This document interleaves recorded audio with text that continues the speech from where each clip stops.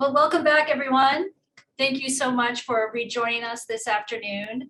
My name is Caitlin Kane, and I am the LISC Vice President and Rural LISC Director. We hope you enjoyed your break and took some time to review our seminar platform. Hopefully, some of you have even utilized the chat features and have searched for the Rural LISC Gold Coins. If you are able to collect enough of these gold coins, you'll win some pretty cool Rural LISC swag. So please check out that scavenger hunt on the lobby website. Thank you again for being with us for this next plenary session. This session involves an all-star cast of rural champions, advocates, and investors. This next session is brought to you by the Walton Family Foundation, a philanthropic organization committed to driving rural change in rural places. Up next to introduce our next session, Rural Rocks, and our keynote speakers is Matt Joseph. Matt is LISC's Senior Vice President, who leads the team that is responsible for developing LISC's federal policy agenda, including communicating policy to LISC employees, board members, funders, and other stakeholders. Before coming to LISC in 2012, Matt worked for 13 years at the U.S. Treasury Department's CDFI fund, which he coordinated policy development and implementation. Matt, thank you so much for being with us here today. Great, thanks, Kate. Can you hear me okay? I can, yeah. Really good. All right, excellent. Hi, everybody. I want to thank everybody for being a part of the virtual convening, for joining us for our panel on public and private investment strategies for rural America. And I see the great turnout. I see so many names of people that I usually see in person at the rural conferences, and I really look forward to getting back to doing that again real soon. So this year's seminar theme of partnerships really underpins Rural LISC's goals to invest and support rural people, places, and enterprises. The collaboration forged with community leaders and funders and organizations has infused more than $1.1 billion of investments for rural communities and economic development programs and projects across rural America. LISC, of course, does this work in partnership with the more than 145 local rural partners and allies that we now have working across 49 states and Puerto Rico. I'm grateful for the Rural LISC Partner Network, who's with us today, and for the support of the public and private sectors who make all this work possible, of course. As the head of LISC's policy team, one of my top priorities is to help ensure that federal policies and programs are aligned to support our work in rural communities on the ground. To this end, as part of a broader effort to uplift over 80 different policy proposals across 17 different agencies, LISC developed a set of policy proposals specifically focusing on rural America, some of which, if you all were on this morning's session, may have heard about. But I would encourage everyone to review the document on our website. And before I leave, I'll try to go ahead and pop a link in the chat if I can do that to that. But now I'm honored to introduce our speakers. Our first one is U.S. Deputy Department of Agriculture Secretary Tom Vilsack. Secretary Vilsack cannot be with us today, but he was able to record remarks about the importance of public investments to drive growth in rural America. Nominated by President Biden, Secretary Vilsack returns to a role that he served in for 8 years under President Obama. As the 32nd Secretary of Agriculture, his mission has been to strengthen the American agricultural economy, build vibrant rural communities, and create new markets for innovation, including investing in rural infrastructure. He will share with us his agency's perspective on what is needed to fuel greater economic opportunity, including the need for increased resources under the President's Build Back Better plan.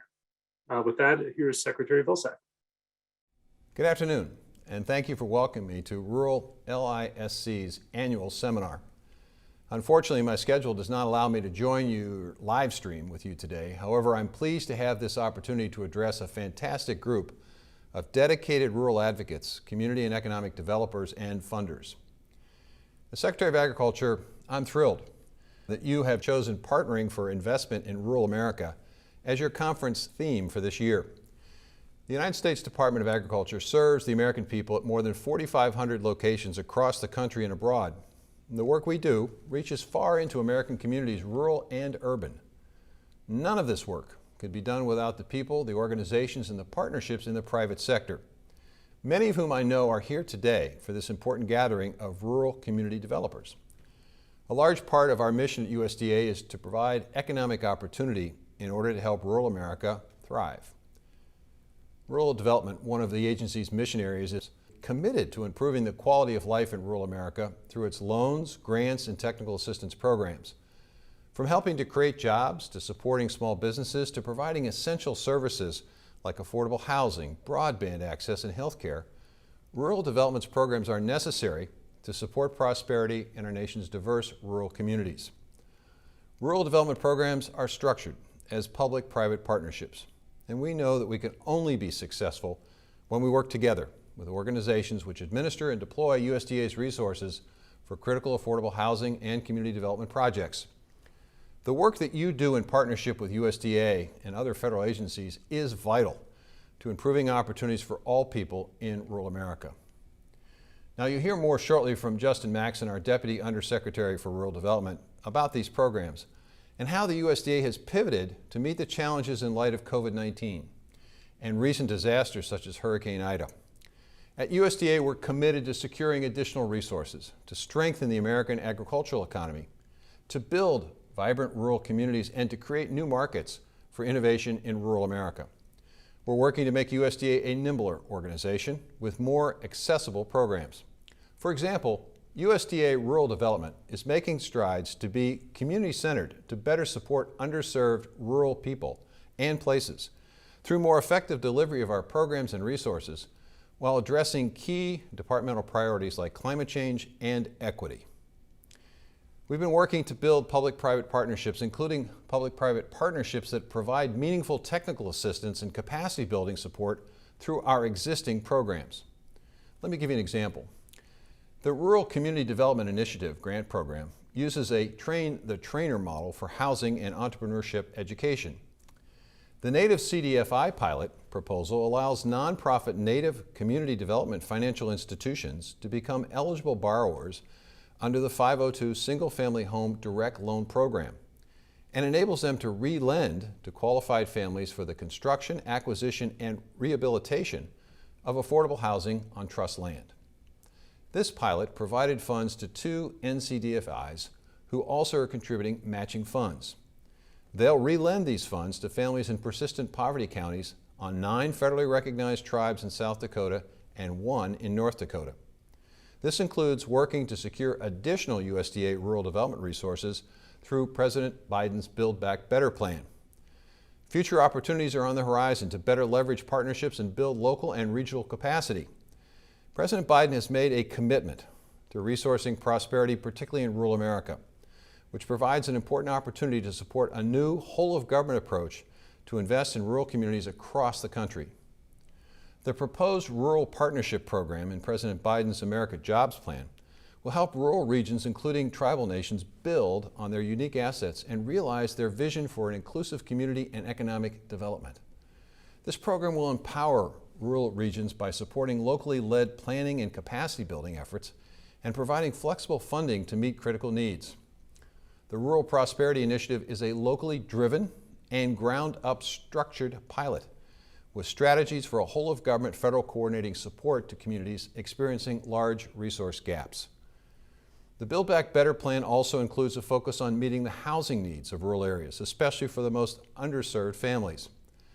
In the coming days, you'll have the opportunity to dialogue virtually about the complex challenges facing rural community development and the partnerships needed between rural organizations, philanthropy, corporations, and the government to address these issues. Now, I'm proud that USDA is a partner to Rural LISC and their network of community development organizations, and I look forward to hearing more about your initiatives on the local level so they can inform our federal programs as well. Rural development is only as successful as our partners on the ground, and we want to help build out local capacity. Our ability to effectively support local economic development depends significantly on the sophistication and effectiveness of those local partners. Chambers of commerce, local economic development organizations, community colleges, and other nonprofits. Organizations that are part of Rural LISC are critical. Your work and the work of community-based organizations on the ground truly makes a difference. I applaud you all for everything that you do on a daily basis to assist rural communities. And please know that I'll do my part by fully supporting the federal programs and funds that make your efforts possible. Thank you again for your commitment to rural America, and I hope you have an enjoyable and productive seminar. All right, excellent. That was great remarks. I really appreciated the Secretary calling out the importance of the capacity building for rural communities, calling out by name the RCDI program, and of course the Rural Partnership Program, which is the biggest priority, I think, in the for rural America in the Build Back Better plan. So it was great to hear him address all of those points. Our next speaker I'm honored to introduce is Caryl Stern, the Executive Director of the Walton Family Foundation. So she can offer up the kind of more the private philanthropy perspective in this conversation. Ms. Stern joined the Walton Family Foundation as Executive Director after 14 years as President and CEO of UNICEF USA, where she traveled extensively representing UNICEF's emergency relief efforts for children affected by disasters. Previously, she served as a Senior Associate National Director and Chief Operating Officer at the Anti-Defamation League. A dynamic change maker, Ms. Stern has dedicated her career to helping others through education, compassion, advocacy, and rolling up her sleeves. Unfortunately, she could not be with us today, but also was able to pre-record her remarks about what the foundation, as an important ally in addressing challenges impacting the Delta, is doing to help maximize the impact of public dollars in rural America. Good afternoon, everyone. I'm Caryl Stern, the Executive Director of the Walton Family Foundation, and I am really excited to be here today. I worked for LISC in the 1990s, so being here is kind of full circle for me. So thank you, Rural LISC, for inviting me and for the opportunity to address all of you today. The Walton Family Foundation is at our core a family-led foundation.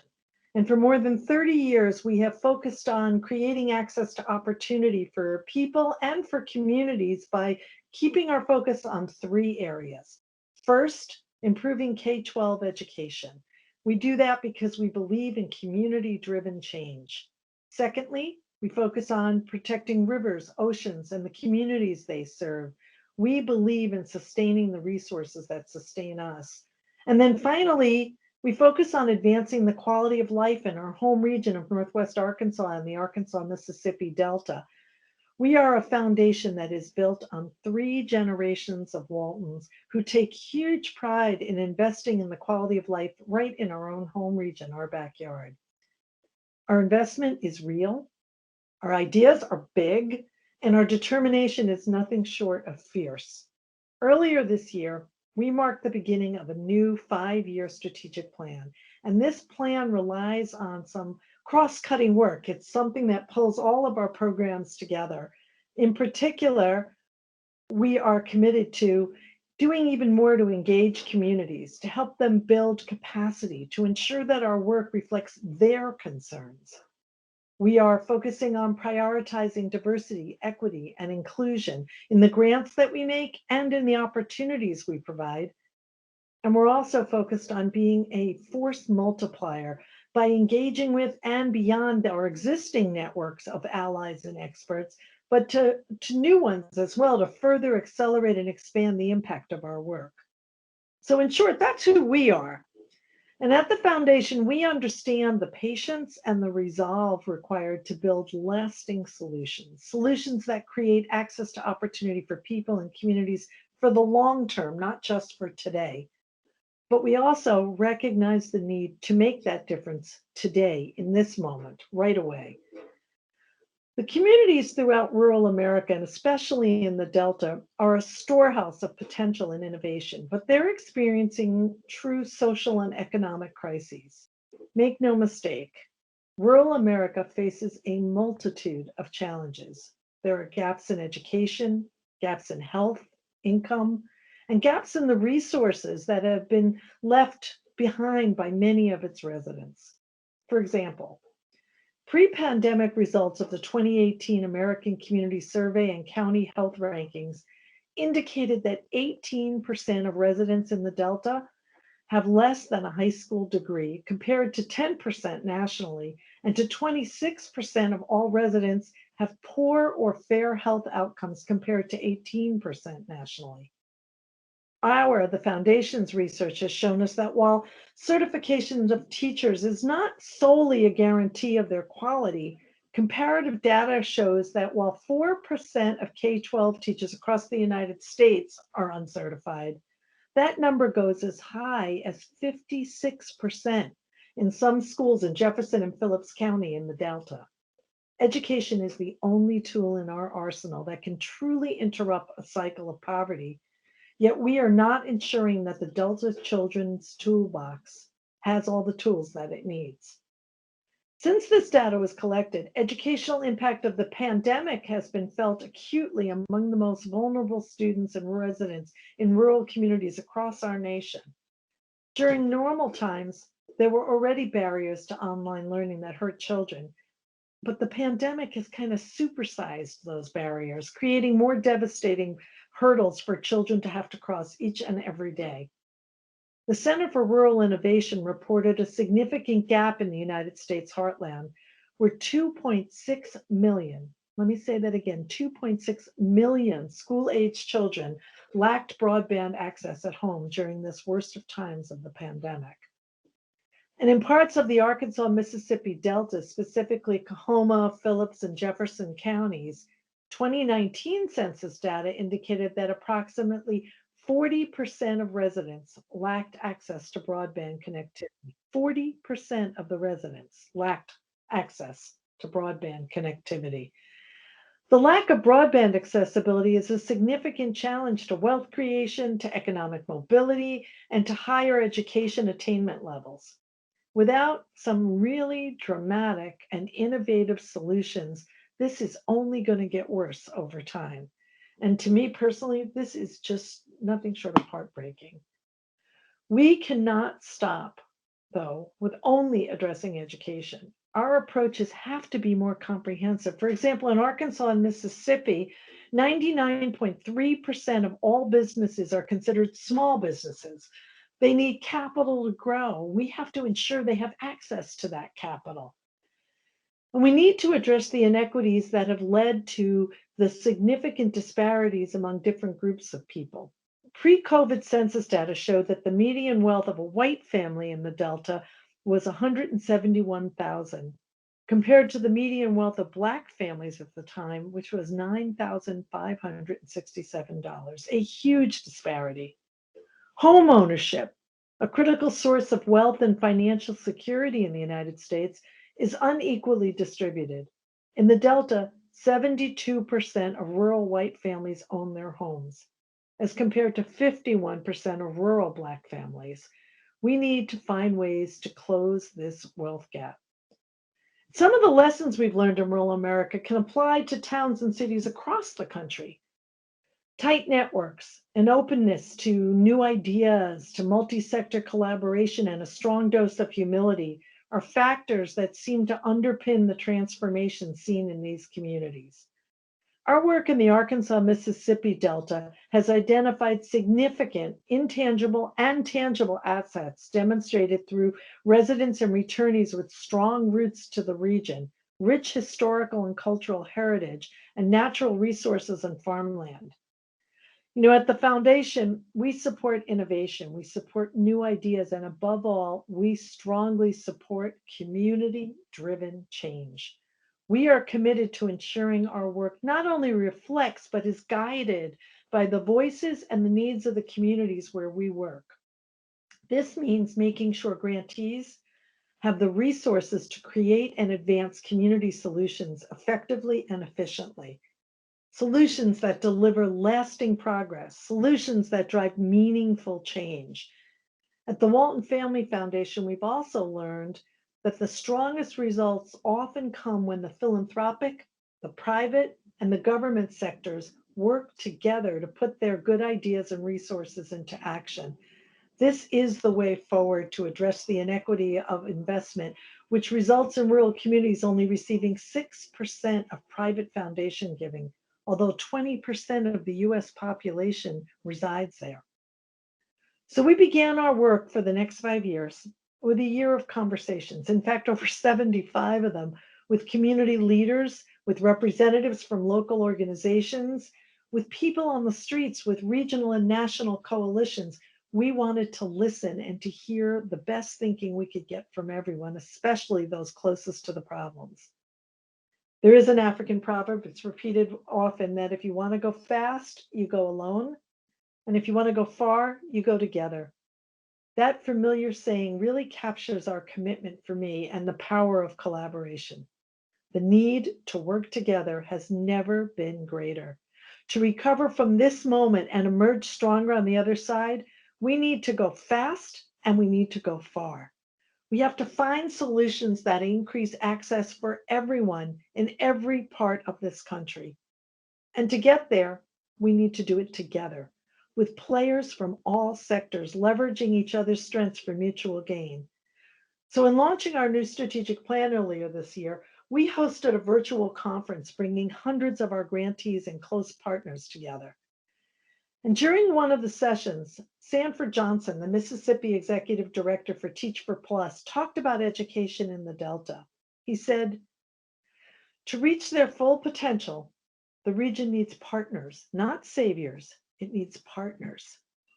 Meaning, to create real positive change in the communities we serve, we first have to listen to and learn from those closest to these complex problems. Empowering the individuals and the organizations in the community is one of the most powerful things that philanthropy can do.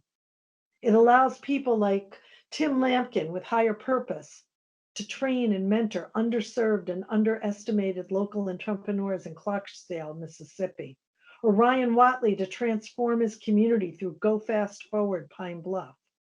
It supports Michael Boone, a former all-star defensive tackle, and his work with youth through the Boys and Girls Clubs of Phillips County.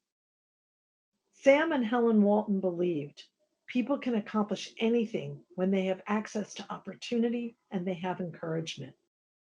This bedrock belief shaped their philanthropy, and today it continues to guide all that we do at the Walton Family Foundation.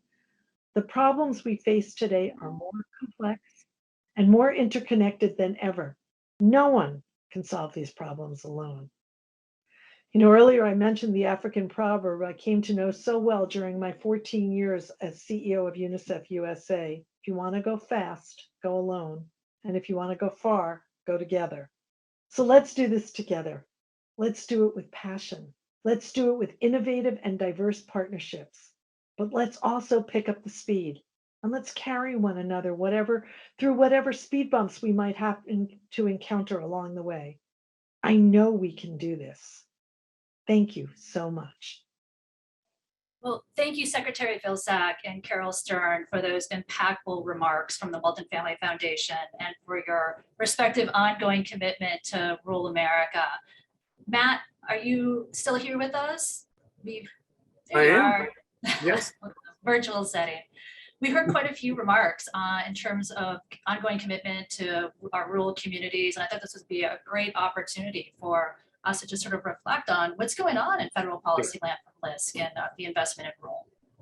Yeah, well, we are, very macro 10,000 foot quick overview. We have an infrastructure bill that I think could be very helpful in rural communities that is waiting to be passed in the House. It was passed in the Senate. We have that bill that's waiting to be passed in the House. The thing that's holding it up is kind of an intra-party discussion among the Democrats about whether they can package it or get to yes on the bigger package for to implement the president's Build Back Better agenda. So we're waiting for that to pan out. So that's the big center of gravity is around these two bills going on right now. So I think the things of most interest on the housing front is there'd be a substantial increase in the low-income housing tax credit, including provisions, by the way, that will make it easier to finance LIHTC projects in rural communities that are part of the legislation that's going to be critical.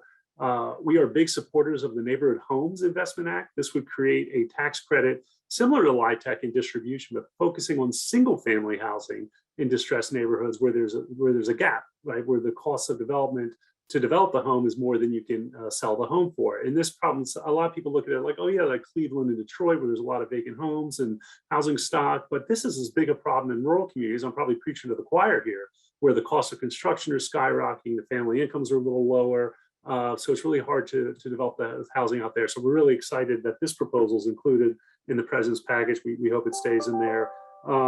I would say quickly, turning back to the infrastructure bill, we were really excited for the commitment to broadband.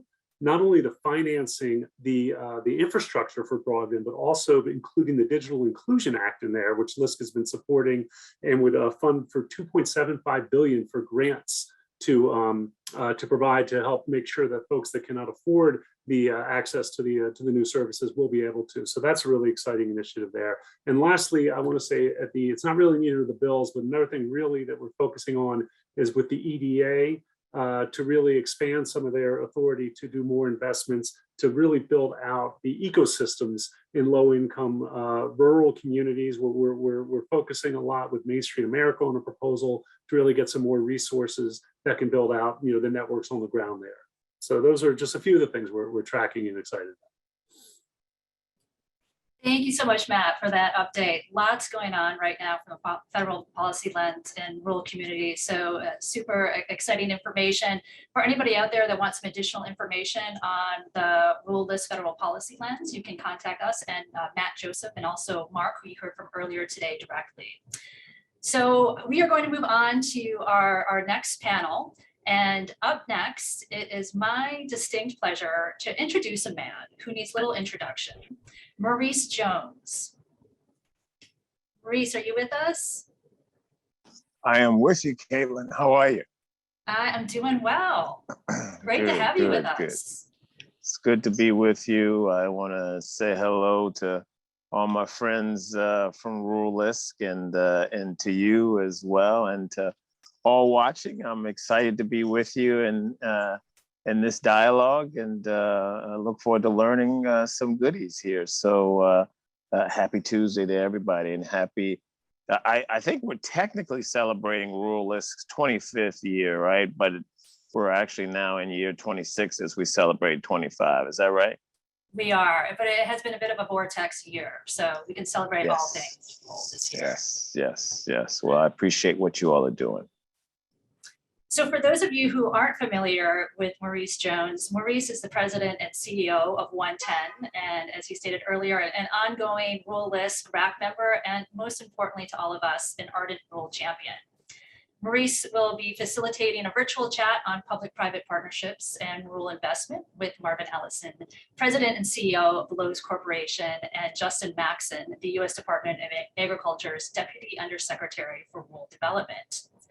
A bit about Maurice. As the CEO of OneTen, Maurice spearheads the coalition's mission to create 1 million family-sustaining jobs for Black talent in America over the next 10 years. Maurice leads the efforts to help reimagine how business leaders will come together to effect positive social change and create a more equitable society.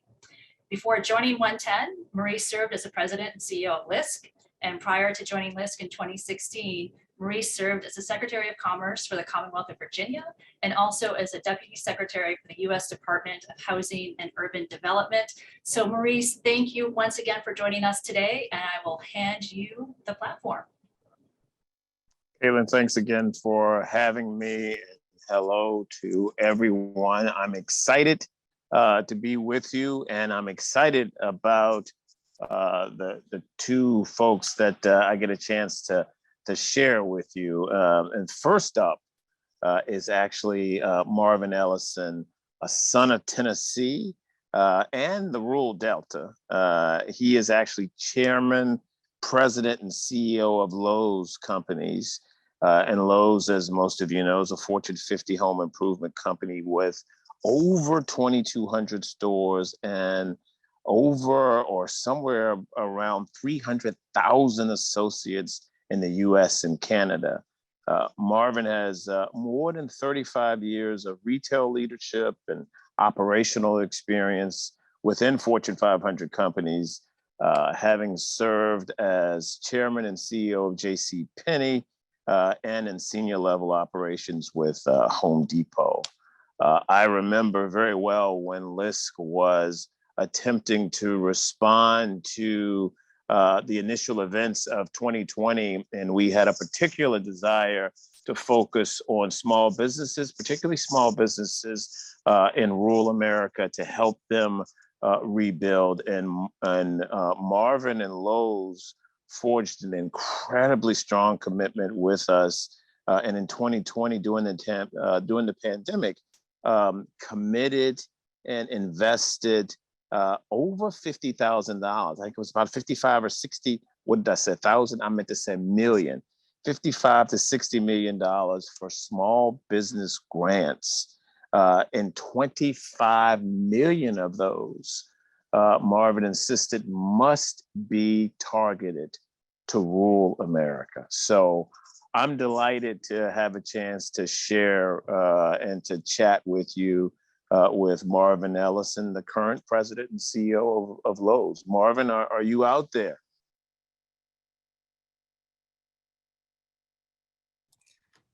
You're muted.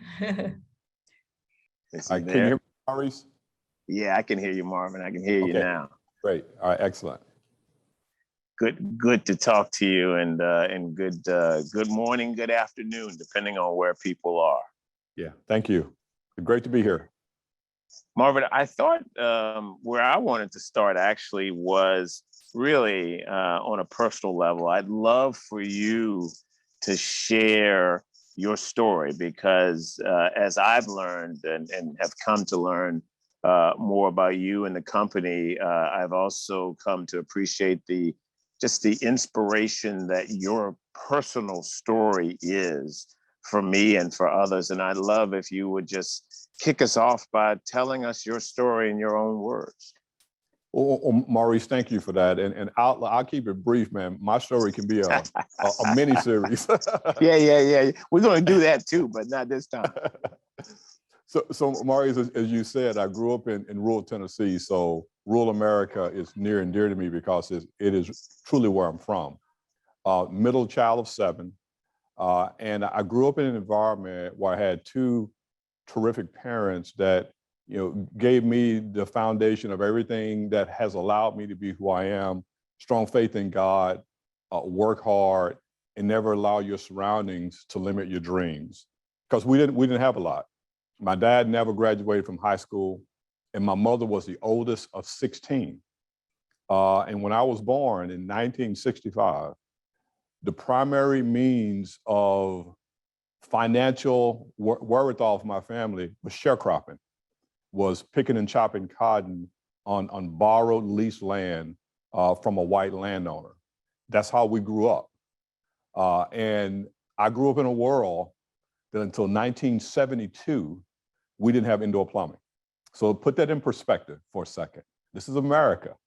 And I remember that vividly because it shaped who I am. In the midst of all of this, what I call rural poverty, the things that my parents never allowed me or any of my siblings to do is to be victims or to make excuses, because within all of that, they talked about what could be, not what was. And I've said many times, I could go stand in my front yard, look to the north, south, east, and west, and never see anything that looked like success. But my parents made sure that we focused on education, made sure we understood that religious faith was important, and they challenged us to be more, again, in our surroundings. My father found out he could sell, and so he got into the insurance business. He had the gift of gab. He had great engagement with people, and he took us from rural poverty to what I would call lower middle class. But lower middle class for us was a lot greater from a financial perspective than a lot of our neighbors and a lot of my friends. And so that allowed me to see a man who never made excuses, worked up to 3 jobs to make sure that he provided for the household. And I wouldn't trade 1 second of my upbringing. I went to the University of Memphis. Back then it was called Memphis State. Memphis is the closest large city to my little small town in Brownsville, Tennessee. Met my wife there. We'll be celebrating 30 years of marriage later this month, which is a great milestone. And I started in retail, making $4.35 an hour working for Target. I've done everything from driving trucks, unloading trucks, being a janitor, and doing everything in between. And every single job gave me a perspective on the value of every single employee in every single position. And I've been fortunate, as you said, Maurice, to work for Target, the Home Depot. I ran JCPenney as chairman and CEO, and I've been here at Lowe's now for slightly over 3 years. And my entire journey has been long, it's been onerous, but it's been a blessing. Well, I appreciate your sharing that with us. Congrats to your bride and you on 30 years of marriage. If it's anything like my bride, that means that she's a saint. But I'm not going to go there with you because that's not the purpose of this conversation. But your story is one that I know every time I hear it is moving to me, and I suspect moving to others. So thank you for sharing that. Let me turn to your commitment to investing in rural small businesses, which is what you partnered with LISC so impressively to do in 2020. I'm curious about two things. One, why invest so much money in rural-based small businesses, and what is the significance for your business, for Lowe's, of rural small businesses, if those questions make sense? Sure. They make perfect sense. First, rural America is where Lowe's stores began. We understand the challenges that a rural business have to face and what they must overcome.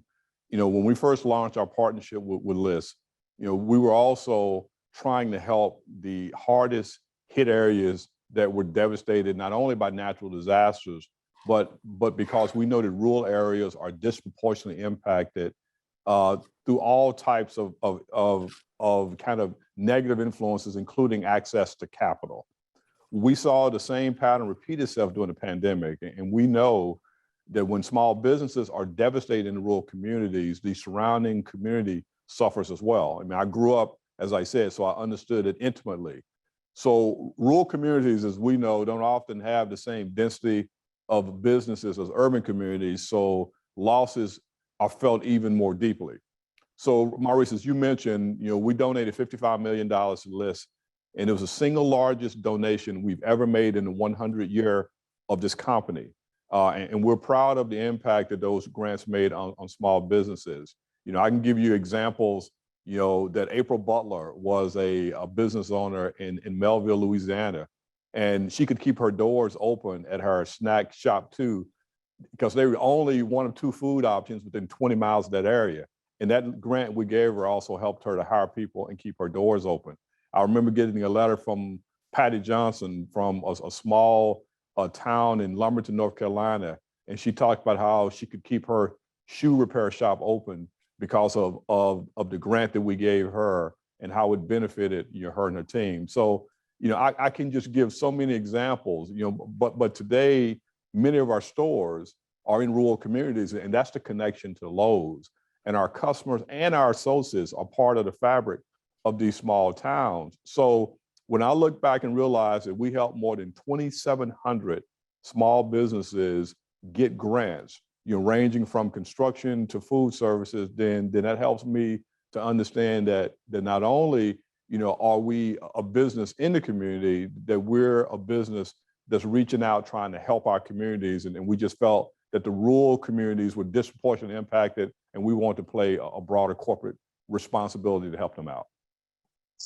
Yeah, and we are grateful for that and appreciate the significant investment. I don't think I had realized that this was the largest single donation you had made to an enterprise. So I'm even more humbled by your choosing LISC to do that.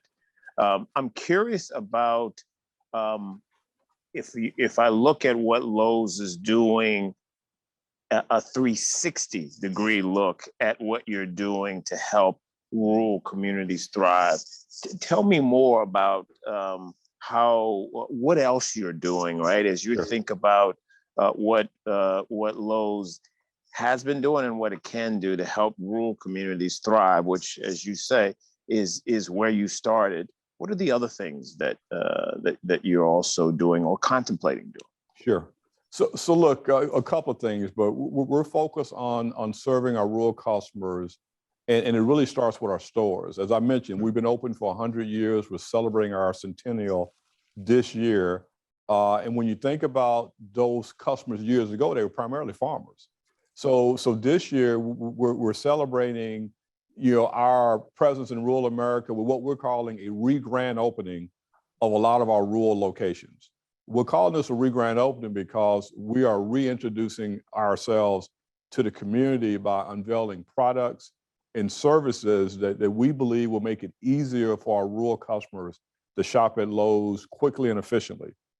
These are large remodels we're putting these rural stores through in the community. And what we're trying to do is offer things like, drive-through garden centers for people who live on farms and large properties that they can just load it up in their trucks. And so it's easy to put those bulk goods in. We also have these stores looking at expanded categories. We're adding things and products for farming equipment, for automotive categories, for livestock feed, pet food, truck boxes, and you name it. And beyond working on just products and services that our rural customers want, we're also ensuring that we're doing a much better job of keeping our shelves filled with products as we battle through all this global supply chain challenges. And we're trying to make sure we're giving those folks innovative products, because oftentimes when you're in these rural areas, you don't get the best products, the most innovative services. And we're trying to make sure that that's not the case in our stores. And last thing I'll share is that we launched, a virtual pitch program that we call Making It with Lowe's. And this is, not only for rural customers, but also for diverse entrepreneurs. I mean, we kind of took a page out of Shark Tank, and we have these diverse entrepreneurs to pitch their innovative products directly to me and Lowe's executives. And we're doing this for the second year in a row, and we have thousands of products that are being submitted, and our winning entrepreneurs from last year, like from all over the nation, places like Metairie, Louisiana, and Foley, Alabama, in Des Moines, Iowa, Grant, Minnesota, and small parts of the country like that. So this is another way that we're trying to reach back to the rural community, at the same time supporting diverse entrepreneurs who, as you know, have a harder time to get access to capital and to get their products out in front of a mass audience. That's terrific. Really exciting to hear about the virtual pitch program as well. So thank you for that. Look, if you had an audience with the federal agencies who have an opportunity to invest in rural America today, and they were looking to you for advice and for what you're seeing and where they can be most helpful in partnership with you, or the feds themselves going in, what would you tell them to do vis-a-vis rural America in terms of trying to help it bounce back from COVID and a recession, and to really thrive, put it on a pathway to thrive? What 2-3 items of advice would you give the folks? Well, I look at a couple different ways, Maurice. I'm a little traditional, and I believe the old adage, teach a person how to fish versus giving them a fish so that they can be fed for a lifetime. So one of the things that I think is still needed is access to vocational education. We need to send a message, to the broader community that, education goes way beyond a 4-year degree in college. I'm blessed to have advanced degrees, and it took a lot of work to get them, but I also work with men and women who didn't have the privilege to go to get an undergrad or a master's degree that are incredibly, successful in their own right. And the last time I checked, the last time I needed an electrician to show up at my house because I had an electrical issue, or I needed a master plumber to show up because I had a plumbing issue, I didn't check their degree at the door. I just wanted to make sure they were certified. And so I would ask the government to partner with us to help us reignite the access to vocational education in our communities for our high school students, and also to bring dignity to these associate and technical degrees that you can gain in 2 years, so we can fill some of these jobs and we can create an opportunity where people can sustain themselves and their families for many years to come. The other thing I would ask is just, we got to find a way to create easier access to capital in these rural communities. It's too difficult, to get a small business loan. It's difficult to get access to capital to start a business or to grow your business. And so we need to look at the underwriting requirements, need to loosen that up somewhat just so we can have an opportunity so that we can help these entrepreneurs or future entrepreneurs grow. And I heard one of the previous speakers talk about the importance of infrastructure, and that is important. And I'm hoping that whenever this legislation hopefully is passed, that those dollars funnel into these rural communities. I'm fortunate, it's kind of a timely topic. I grew up, as I mentioned, in this little small town in West Tennessee. And a few weeks ago, Ford made this big announcement of this mega site that they were building, this Blue Oval plant, their largest, production facility probably ever. That's about 25 miles from where I grew up. And I know the governor, the state had been working for years, to develop this piece of property and make it attractive to some big company. And that's an example of how infrastructure investment can work in rural America. And I think those things are what I'd like to see more of. All good stuff. And I join you in desiring that. I should also just let folks know that you and Lowe's are definitely putting your money where your mouths are on this vocational piece. You are one of the founding members of OneTen, and we are, as a coalition, dedicated to providing living wage careers and jobs for folks who do not have 4-year degrees over the next 10 years, Absolutely. Specifically focusing on Black talent. So I want to thank you for your leadership in that and your ability. And that's all about vocational education for folks and skills-based education for Absolutely. folks. So thank you for that. Let me shift to something that's been in the news. It seems like more often and more frequently and more tragically of late, and that is what's happening with respect to changes in our climate and the kinds of climate change results that we're seeing, hurricanes and wildfires and floods. How are these things impacting your industry and in your stores, you as a company per se? I'd be curious to step back and just let folks hear from you how, frankly, climate change is impacting your business, if it is. Yeah, well, look, I don't think any of us, can avoid the impacts of climate changes. One of the things that we have to do as a community-based retailer that really services the home is respond to natural disasters, whether that's a hurricane, a flood, tornado, or wildfire. We've had all of those things this year.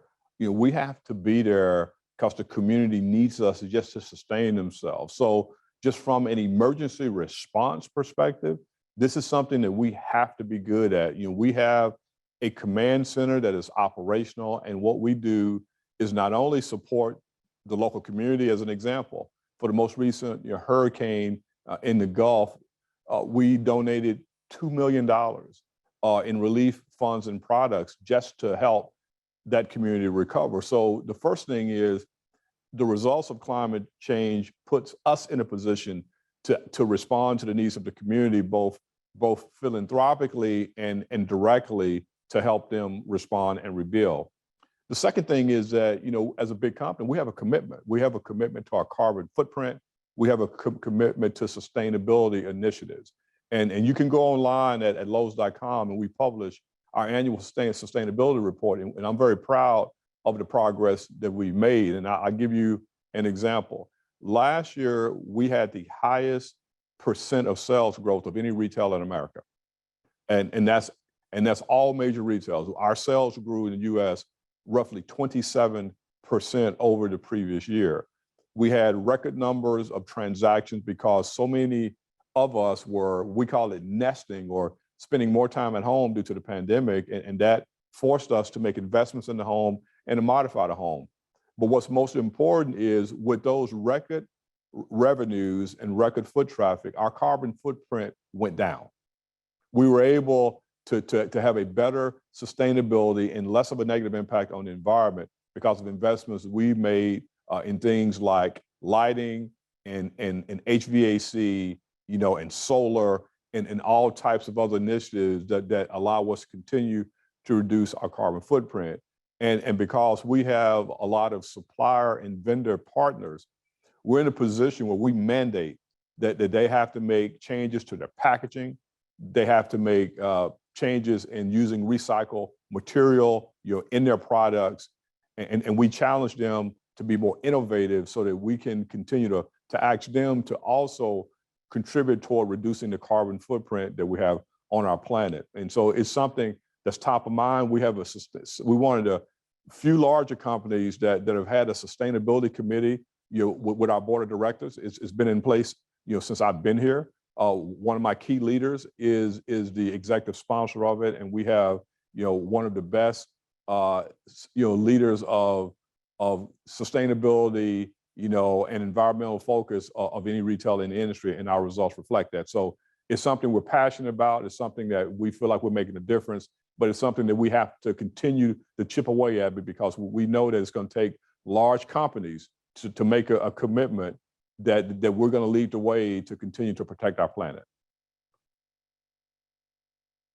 Certainly appreciate what you all are doing in this space, and I know there's a whole lot of work to do moving forward to help all communities better weather what's going on with our climate. Let me return to something that we talked about, which is if I'm in a rural community or a grouping of rural counties, and I want to make sure that, frankly, I am equipping talent to work in your stores, to work for Lowe's. What's the advice you give me? What do I need to make sure we are focusing on with respect to preparing talent to be successful and to be leaders in your company? What do I need to know on that space?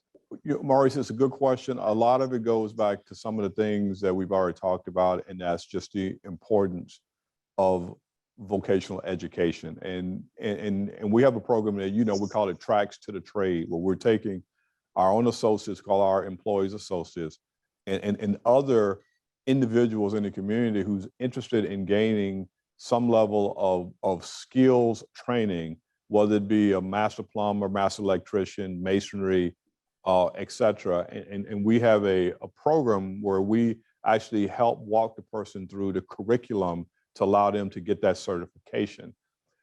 Because in our stores specifically, where we have, over 300,000 associates, we have a wide range of occupations, from just a traditional retail job of running a cash register or working in our receiving department to being a kitchen designer, where you have to, have certification in CAD design, to someone who, again, could be a master electrician or master plumber, or someone, who is in the construction trade that works with our contractors on a daily basis, with someone, who is a certified garden specialist, because we do a large live goods and garden business. So there's such a wide array of skill sets that we need in every single store, whether that store is in inner city New York City or if it's in rural Arkansas, or rural Alabama.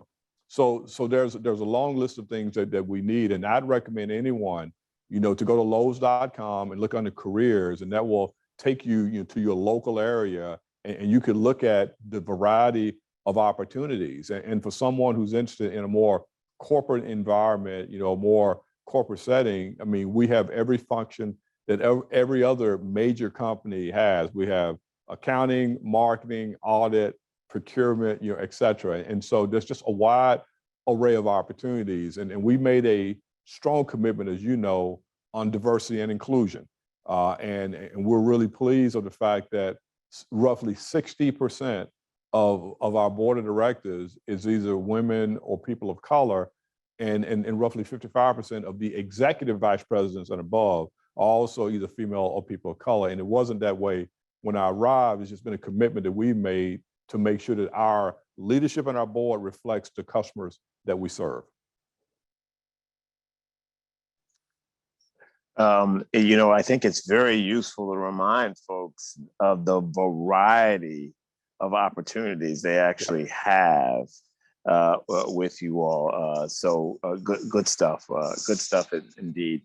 What are you hearing from your peers, your Fortune 50, I should say, corporate heads, in particular about investing in rural going forward? I mean, what are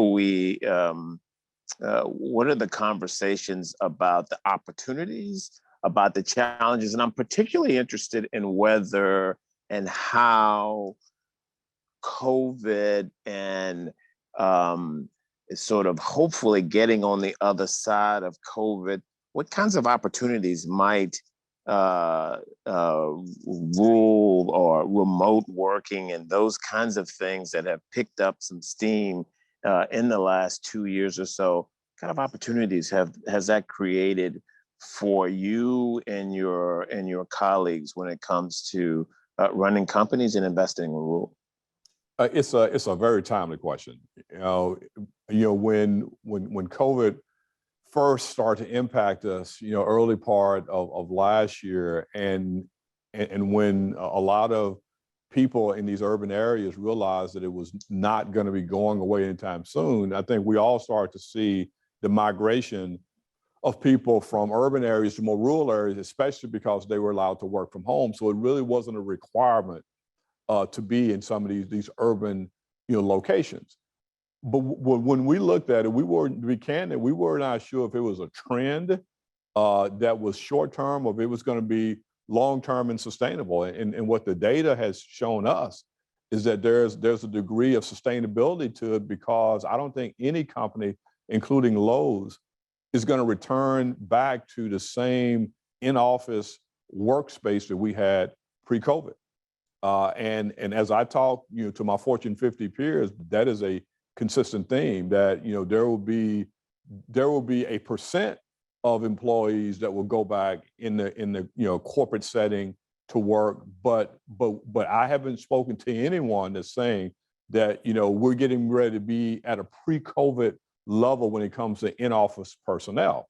So because of that, we're finding out just with our own business that people are beginning to just make permanent modifications in their home, because there will be a permanent in-home office space that many people are going to need. And because of that, to your question, people have basically said, well, if I'm going to work from home and I don't have to be, in the hustle and bustle, I'm gonna find a place to live that's going to be lower cost of living, that I'm going to have more space, both inside and outside, so I can have the freedom to move around, and just feel safe and secure. And so we're seeing that as a sustainable trend.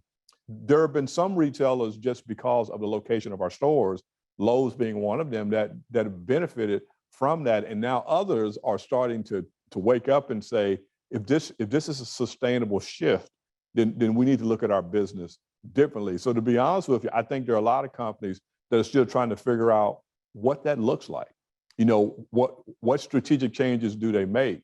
We have a pretty straightforward point of view, and that is the rural part of the world has always been core to our business, and we understand it really well. And so we're just going to continue, as I mentioned earlier, to make investments in our physical footprint. We'll invest in our stores to make sure those stores are as modern and have the same amenities and services and products as our stores in our larger cities. So we're going to make sure of that. And conversely, as I mentioned earlier, we're putting in products that fit the need of the store. It is my simple expectation that if you live in Brooklyn and you walk into our Brooklyn, New York store, that store is going to feel like your neighborhood hardware store. If you're in San Diego and you walk into your neighborhood Lowe's, I want it to feel like that it's a store that belongs in San Diego. And conversely, if you're in Jackson, Tennessee, or if you're in Tupelo, Mississippi, or if you're in Leeds, Alabama, and you walk in It should feel like your local store, and that requires us to make those localized merchandising decisions that we are starting to make in a big way so we can serve these customers well. Yep, yep. It's a whole new world we're living in now. No question Absolutely. about that. Yeah. Let me go back to entrepreneurism, since that is a huge piece of what you were investing in LISC to help LISC help entrepreneurs.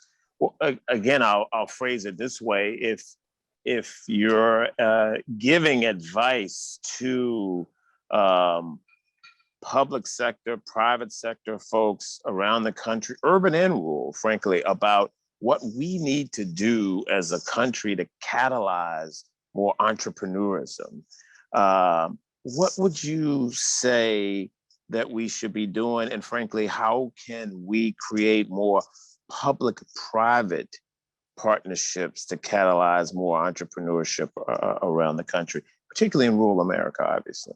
Yeah, I just think it is just giving them the ability to understand that there is capital available, or at least some level of mentorship available that can help them take their idea from, I call a piece of paper to an actual product.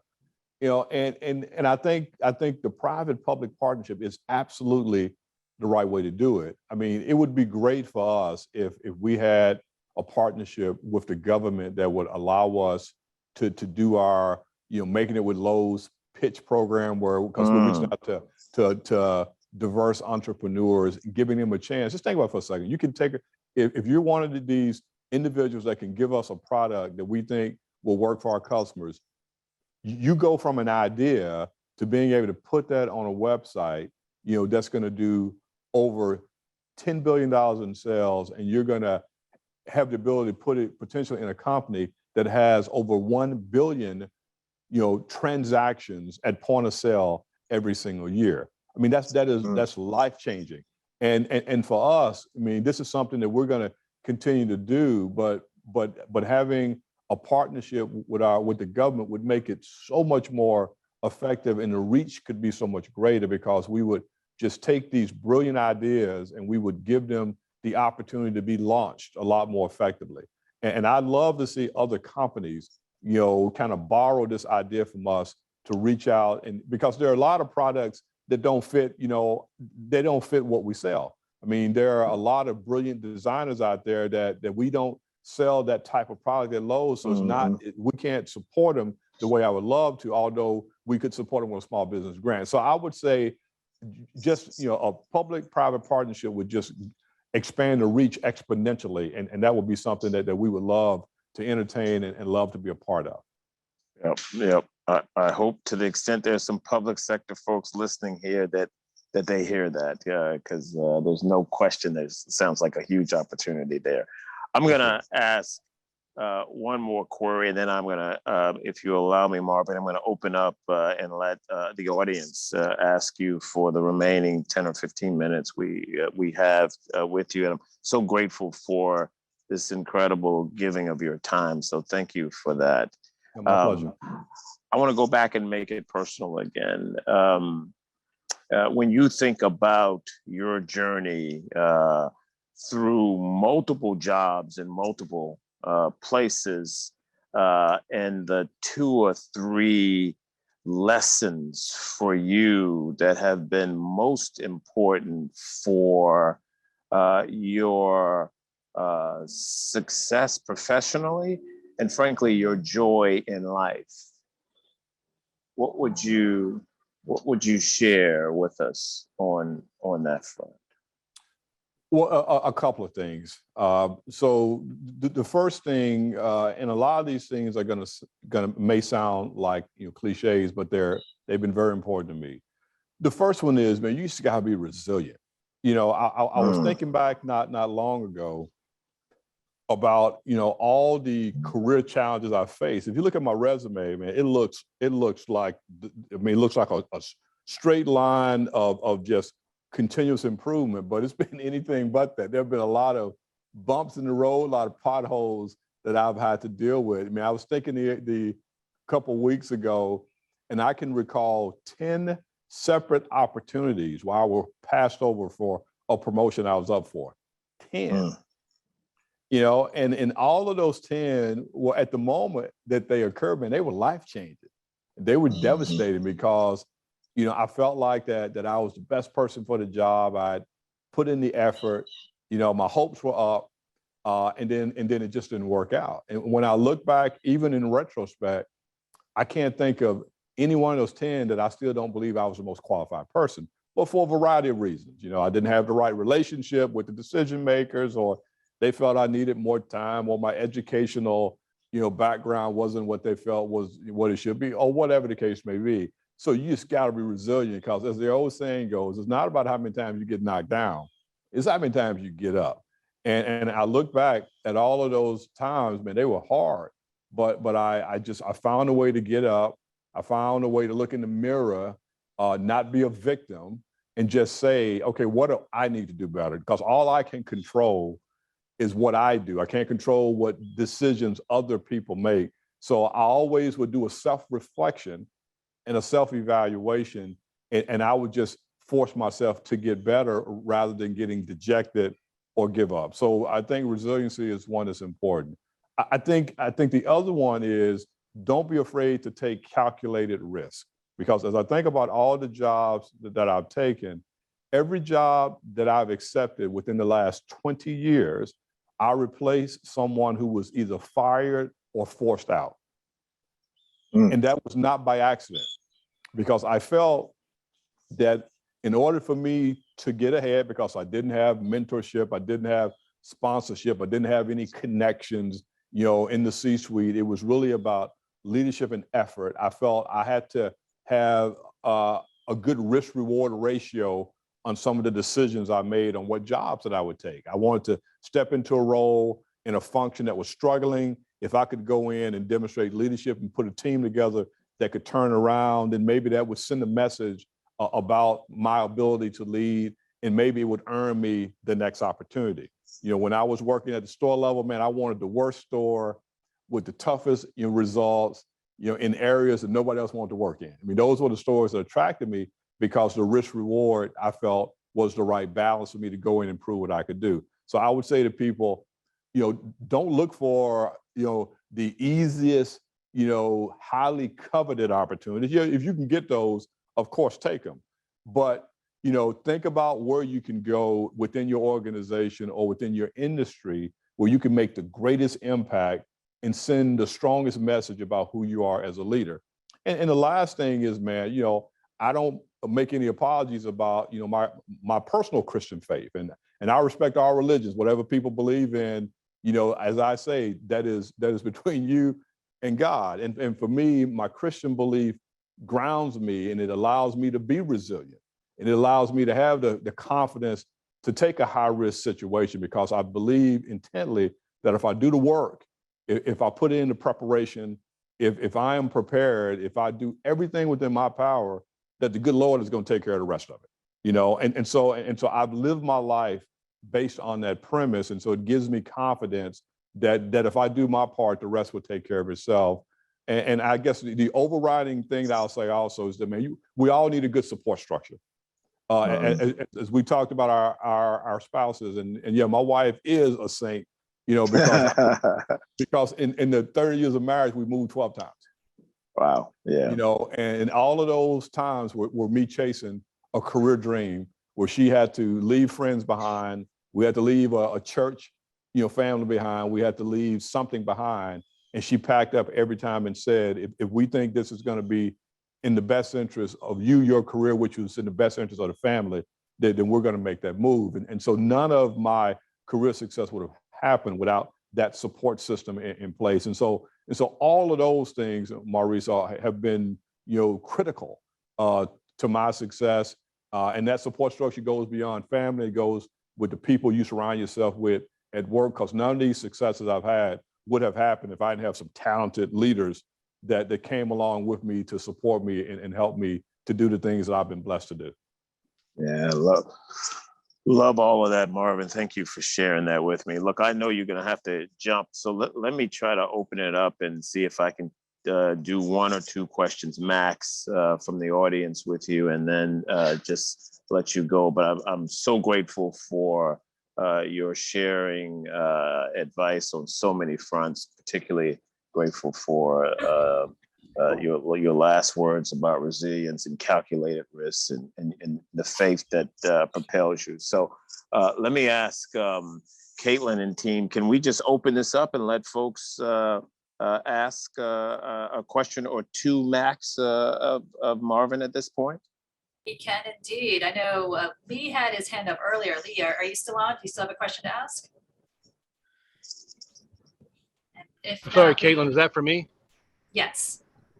Yes. Wow, Mr. Ellison, this is absolutely terrific. It's not only terrific that you've made this incredible commitment to rural America, but through this vehicle, through LISC, you're helping community development corporations on the ground, and it's such a thrill to understand that you, as the major corporate CEO and leader in the United States, is recognizing the skill and the relevance of CDCs and the strength on the ground. So I want to thank you on behalf of everybody at Rural LISC. I happen to be on the advisory board of Rural LISC. So I thank you again. A very quick question. So one of the businesses that your money helped finance is in Puerto Rico. And they've been working on some very interesting solar generated electrical units that I think are very affordable, very interesting, very cleverly put together. I'd like to be able to put those in front of you and your folks to see whether there may be a fit in the Lowe's scheme of things for those kind of products. How do I do that? Do I go on your website? Is there a particular place to sign up, or how do I do that? With some of the partners at LISC, I'm sorry, can you hear me now? Yes, I can. Okay, just connect with some of our partners at LISC. They can give you my contact information. I can make sure that I get you partnered with the right person in the company that could help answer any questions or definitely give you an audience, because that's something we'd be interested in learning more about. Okay, thanks so much. I really appreciate your time. No, thank you for the kind comments. I really appreciate it. Sure. Caitlin, can we get another question in? Yeah, I think we have time for one more question. I know Amefa from Uniontown, Alabama. Are you on? All right. Your hand raised.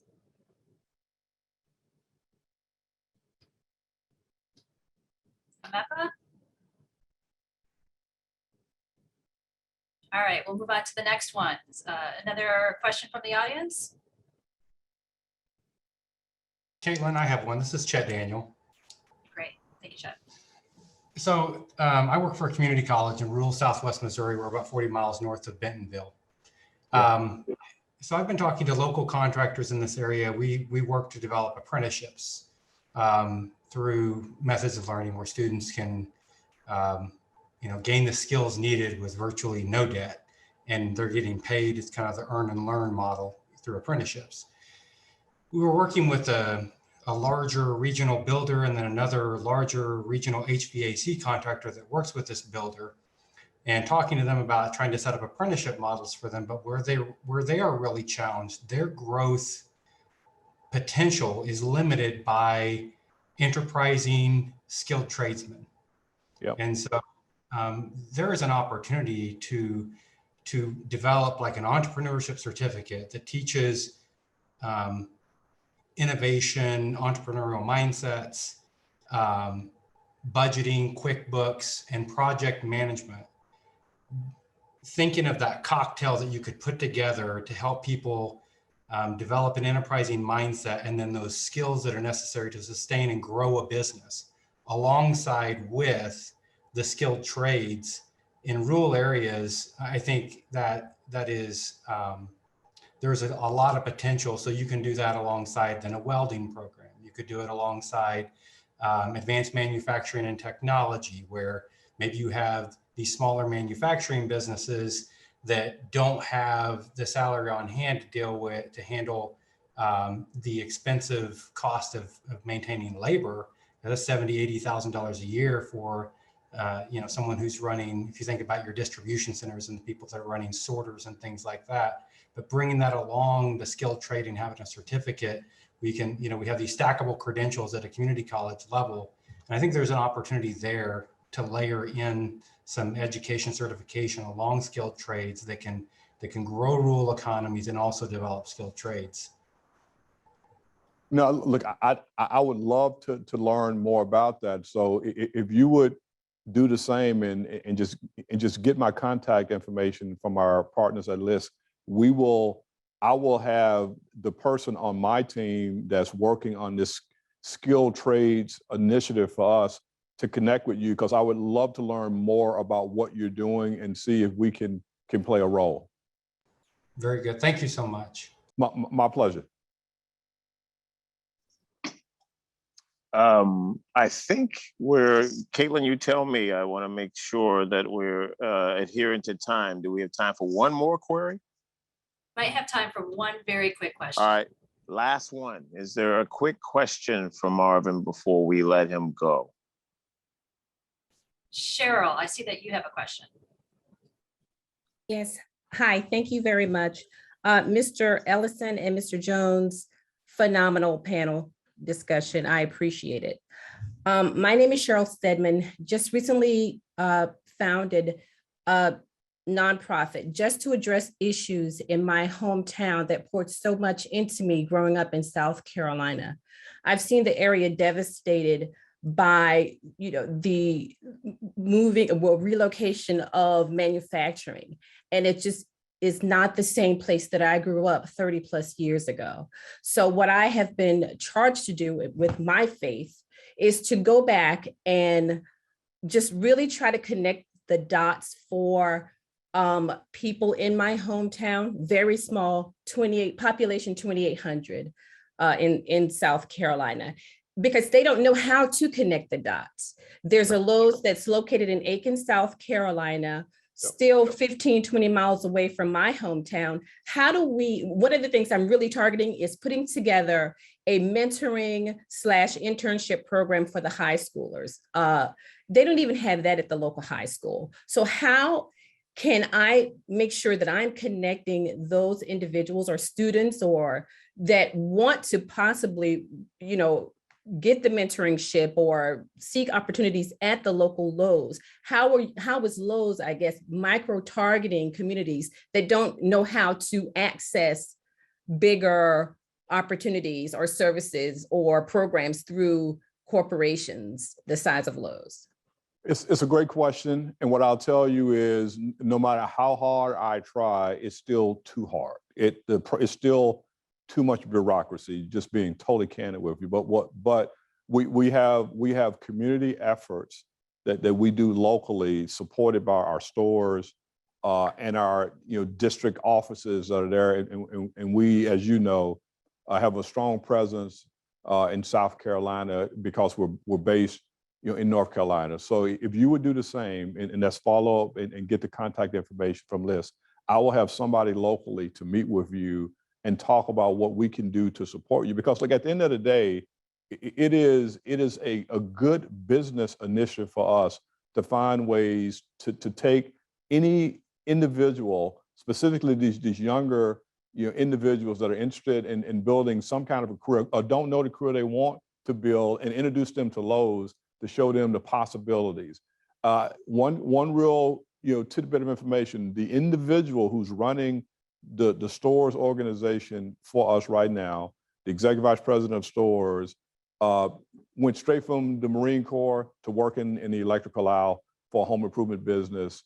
And that's how he started as an hourly employee, in this industry. And now he's responsible for, 90+% of the revenue of the company because he's responsible for managing stores. So there are I can give you countless numbers of wonderful testimonials of individuals that just started at an hourly level, came in, and because of performance and leadership, they worked their way up to an incredible career. So you partner, get the contact information, and we'll get someone connected with you to see if we can help out.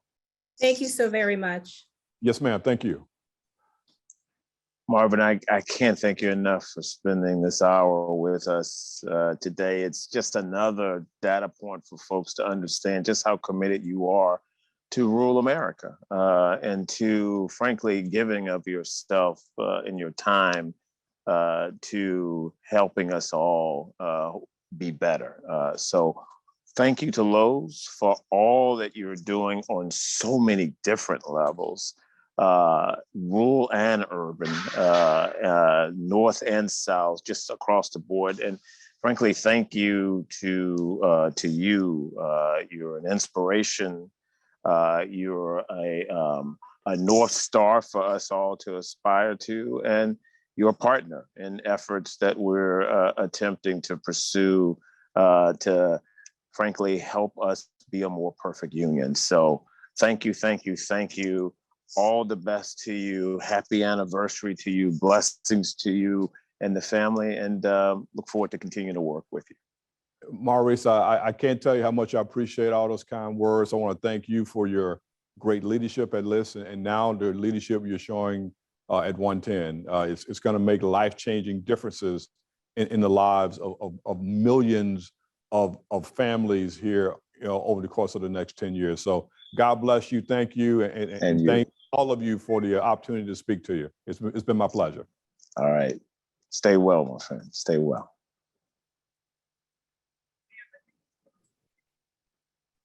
That was an incredible panel. Thank you so much for that, Maurice. And I know up next we have Justin Maxson, and I know Justin just jumped on. So I will hand it back to the two of you to start our next dialogue. All right. Well, let me be, Justin, welcome, and let me pull up my notes. Let me do a little introduction of Justin here as well. And Justin, thanks for spending time with us. So sure, Maurice, it's nice to see you, and you should keep the introduction really short. All right, I'll hit on some highlights though, just so only people understand. The first thing is just to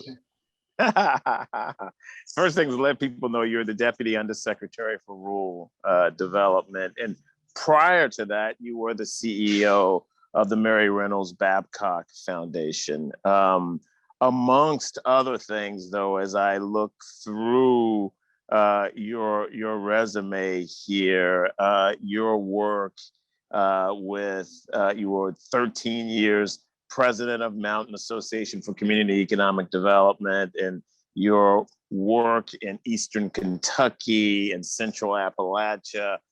I want folks to know you got street cred, my friend, and so I think I'll stop at that. We're grateful to have you with us, and looking forward to the conversation. I think I'd like to start with you the same way I started with Marvin, which is frankly, help us to know who we're talking to here. Give us your story, if you will, in your own words. Let's start there.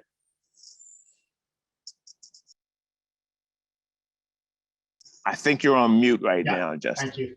At some point, I thought I'd get better at being unmuted, but I really haven't. I don't quite know. It has to happen at least once every 10 minutes for this to seem normal. So this is good. You've done it for us. Go from there. I think I'll start with where you ended, which is just I spent a lot of time in Appalachian, Kentucky. Let's say falling forward in partnership with a lot of good other organizations trying to do community economic development in the mountains and do it in a way that made both sense for people in communities, but also for the environment. I felt very fortunate to be at the Mountain Association for Community Economic Development, which is a CDFI. During that time, I probably spent 10 years on the Rural LISC Advisory Board. So I got to know LISC extremely well and was proud of that time helping advance that work. Gosh, I feel like I learned a lot by not quite doing the right thing and having good friends to point that out to me, which is some people would call that learning. And whether that's in the housing space with a Mafahi or the community organizing space with KFTC, which is a local organization in Eastern Kentucky, whether that's with Kentucky Highlands, which is another LISC. I'm a partner that does a lot of similar entrepreneurial development efforts.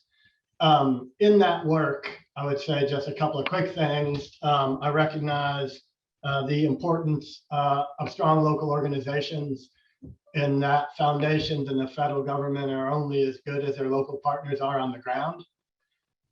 And I have carried that with me throughout my career. It was a key part of my transition to the Babcock Foundation. I also took with me from that work the challenges that climate change presents to low-income communities, both that have had to support some of the industries that have helped to cause it, but also in the future, as we experience droughts and storms, that we have to figure out how to help communities be resilient in the face of those oncoming challenges. The other thing I took away from that experience is just the importance of equity, both spatial equity and racial equity. Both of those things came with me to the foundation, where we spent a lot of time investing in Black and Brown-led organizations across the American South. Again, I would say a key part of that work for me was how do we invest in the capacity that communities and organizations have to be successful and to take on the complicated housing, small business development, and other community-oriented efforts that create opportunity and wealth. And I'm excited to bring that interest and desire into USDA, where I think even at the scale the federal government operates, it is not nearly large enough to do the work that has to happen on the ground, but we can be a better and smarter partner to communities and community organizations if we name that. And last thing I'll say is I was just shocked at how hard that is to do, that how so many of the programs that we have are defined congressionally such that our ability as the implementers of those programs are constrained. I've appreciated it, how hard our career staff has worked to make those programs work as well as they can for communities, but I'm excited to be in a role where I can help advance through the new policy opportunities, a more flexible set of tools that community organizations need access to get their work done. So actually tell us about you very rich, what you just said. I've got 2 or 3 things that I want to follow up on, but let me start with where you ended, which is tell us about your role, what your job is, and frankly, what is the, if you will, what's the aspiration? What are the hopes? What are the plans for USDA rural development for rural America?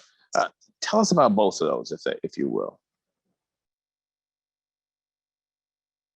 And you're on mute again, I believe. That's a big question. I mean, the first thing I should say is I'm excited that we're actually going to get an undersecretary tomorrow. She will be sworn in tomorrow at noon, which is great. So I've been the deputy undersecretary, acting undersecretary since I joined in January. And it's a big role, and it'll be exciting to have help. And I look forward to support her leadership. My work has been about trying to help 2 things, I think, like articulate a vision for the policy we think we need to best meet our commitment to rural America. And that includes supporting our current career staff and making adjustments to the programs we have and trying to figure out ways to drive those programs through the things we can control to make a bigger difference on the ground. And the other is to, through policy opportunities, advance policy ideas, including increased appropriations for the programs that RD manages, to give us the tools and the resources. And I think you saw that through the American Rescue Plan. There was $100 million of additional, it was rental assistance for the folks in multifamily properties. There was going to be $30 million in the ARP to refinance a single family home home loan. So those were efforts on the administration's part to help mitigate the impacts of COVID on low-income homeowners. In reconciliation, right, this new set of proposals that have been on the table that were part of the President's American Jobs Plan, there's a whole raft of things that are exciting that we made significant contributions to. I'm going to name one, the RPP, the Rural Partnership Program, which was proposed as a $5 billion effort to invest in a community capacity to help advance community economic development outcomes in distressed communities. And we spent a lot of time on that effort trying to design the side rails so the resources would help build the capacity of our local CED partners, provide access to flexible resources, which we don't have, and multi-year resources. So this, in my mind, the RPP is one of the most transformational tools that RD could have access to, because it will help networks of organizations in communities build on their vision and support it over time with a flexible set of resources that will help them have access to other federal resources. So if you're interested in broadband or entrepreneurship or clean energy, RPP is that like base support that will help you build that capacity to be a stronger applicant for other federal programs. So everybody I talk to who has any interest in having conversations with folks on the Hill about reconciliation, I ask them to underline the RPP, because it will be a set of resources that I think make more things possible for local organizations. So those are some of the things we're trying to think about. The last thing I'll say is, RD, in a lot of ways, we have our foot in the past. If I'm generous, I'll say we are standing on the shoulders of a lot of good work over time. And if I'm less generous, it's like the authorizing language that most of our programs sit on is like 70 years old at best, and it's just out of date. So there's a lot of modernization that needs to happen to RD. I think in 2001, we had 6,800 staff and about $60 billion of assets. In 2021, we have 4,500 staff and $250 billion of assets. That is not a sustainable trajectory. So modernizing RD, in my mind, means we got to make investments in staff capacity. We've got to make investments in our IT. If you have a home loan from us, the only way you can get the balance is to make a phone call. If I want to, check the balance of my home loan, I can pick up my phone. So there's a lot of IT investment to make. I talked about modernizing our programs, that I think we need to bring them into this day and age and provide a flexibility aimed at building the capacity of local partners to do big things. So that's sort of the trajectory we see in front of us, rebuilding RD as an organization. We've got great staff, 450 offices across the country. And that's part of what makes RD unique in my mind, that we really do have boots on the ground in lots of communities, but our state staff, our staff is under-resourced. And part of what I hope we can bring in this administration is a recognition of a reinvestment in that infrastructure. I know that the secretary is committed to that. I know that the president believes this is the time to double down on rural investment, and let's hope that stays through our commitment to reconciliation. There's a lot on the table, a lot of which I don't know where it is, but it feels important that we keep the pressure on those opportunities. And so as you think about, that's very helpful. So thank you for sharing that with me and with us. If you think about, so how to phrase this, maybe the programs that you're pushing, it sounds like RPP is one where it's pretty significant and you need our help to get it across the goal line. Let me ask, so if there were 2 North Stars that rural development aspires to with respect to what you want to do for rural America, and this is not considering any of the obstacles, either internal to the executive branch or the legislative branch. But if you just had 2 spots on the wall that you could place out there, given what you've now learned in your several months into the job, what would they be, if that makes sense to you? And North Stars for us? Yep. For our work? Yep. Oh, and again, don't litigate against yourself. I'm not suggesting that they have to be actual plausible or doable. all right. Okay. I mean, one I would say is rebuild the social fabric.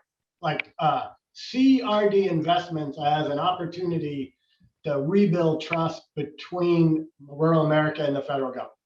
So that's like investing in a narrative and a communication strategy that helps people see why a water loan, a sewer loan, a B&I guarantee, a single family direct or a guarantee, a multifamily property. I mean, our housing work is big and it matters as much as anything that we do, and it often does not get the attention it deserves.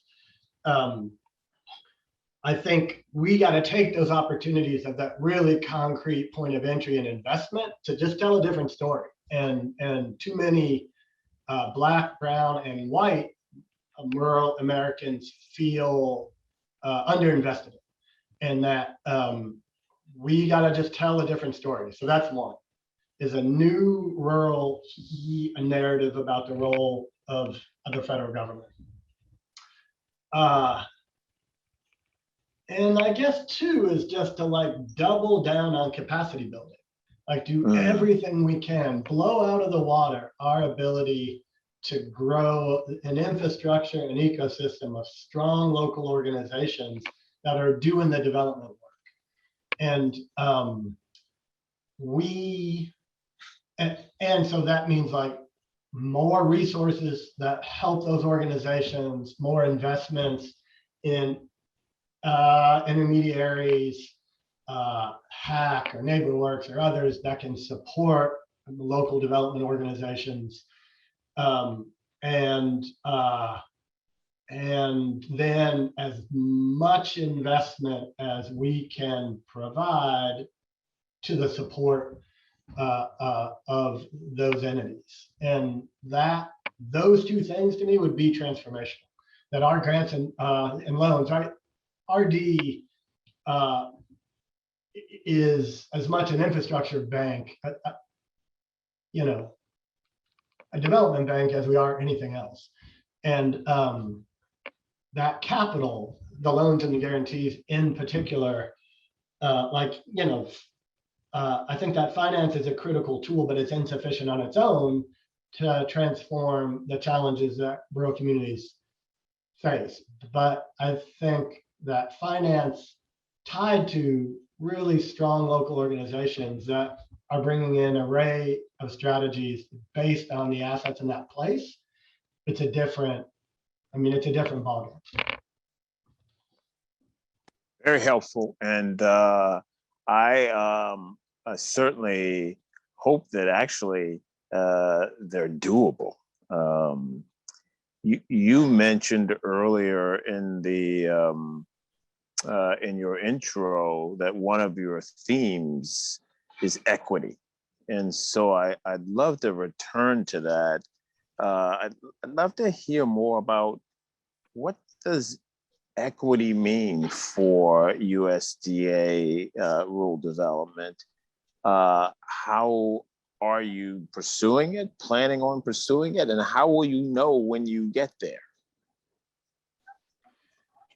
Yeah, so I want to be clear. It isn't that we have the answer to all figured out to that. I will say I've never worked anywhere where I've had more and deeper conversations about equity than I have at USDA.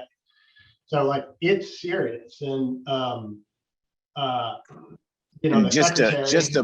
to push you on that though, but tell me what that means, right? What when you all are I'm talking getting about there. equity? Oh, okay, Yeah. all right. But I'll be quiet. I'll be quiet. no, I mean it's all right. But I just want to say, like, I work on a team that is at least half people of color. The senior leadership within USDA is a significantly people of color. And part of what it means is that this administration is putting people who care deeply about equity in leadership positions, you know, supporting them in having a decision-making power to influence what equity means in USDA. And that is significant. There's a bunch of work going on within the department. We have an equity work group that's tackling, it's standing up an equity commission of external partners. We're doing a program review of a bunch of programs across the department, including in RD, to understand who's benefited from those programs. So I'm looking at REAP, at the BNI program, at single family direct home loans, and at the value added producers grant. Those aren't all of our programs, but we're digging deep into those to understand who benefited and why and who's not. And how can we adjust whatever the challenges are to make sure that communities that haven't had access to those programs can get access to them. We've begun a series of trainings for our staff, trying to get at what does equity mean. You know, I think it's been my experience that you can't only make adjustments to programs, but you also have to make adjustments to the culture of an organization to see equity outcomes. So we've set up priority points in our programs that allow you to get extra points if you reflect high scores on the social vulnerability index, which is a proxy for underserved, right? So like that's an example of a structural change that we've made to make it easier for communities that haven't benefited to benefit from some of our programs. These trainings are a harder, longer, slower effort to help change the culture of RD and USDA.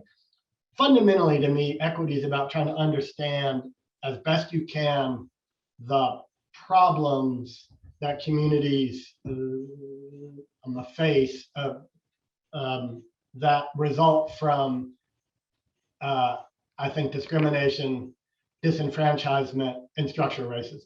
So our job is to try to understand the problem and then develop solutions that are related to and can help address the problems.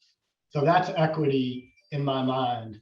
And we think about not only racial equity, but it's also a spatial equity question, right? So how do we help rural communities who haven't been the recipients historically of the sort of investment they should have been. And then within that umbrella, particularly how do we serve communities that have been the most underserved, socially disadvantaged, and other communities that will need adjustments in our programs to ensure their fair access.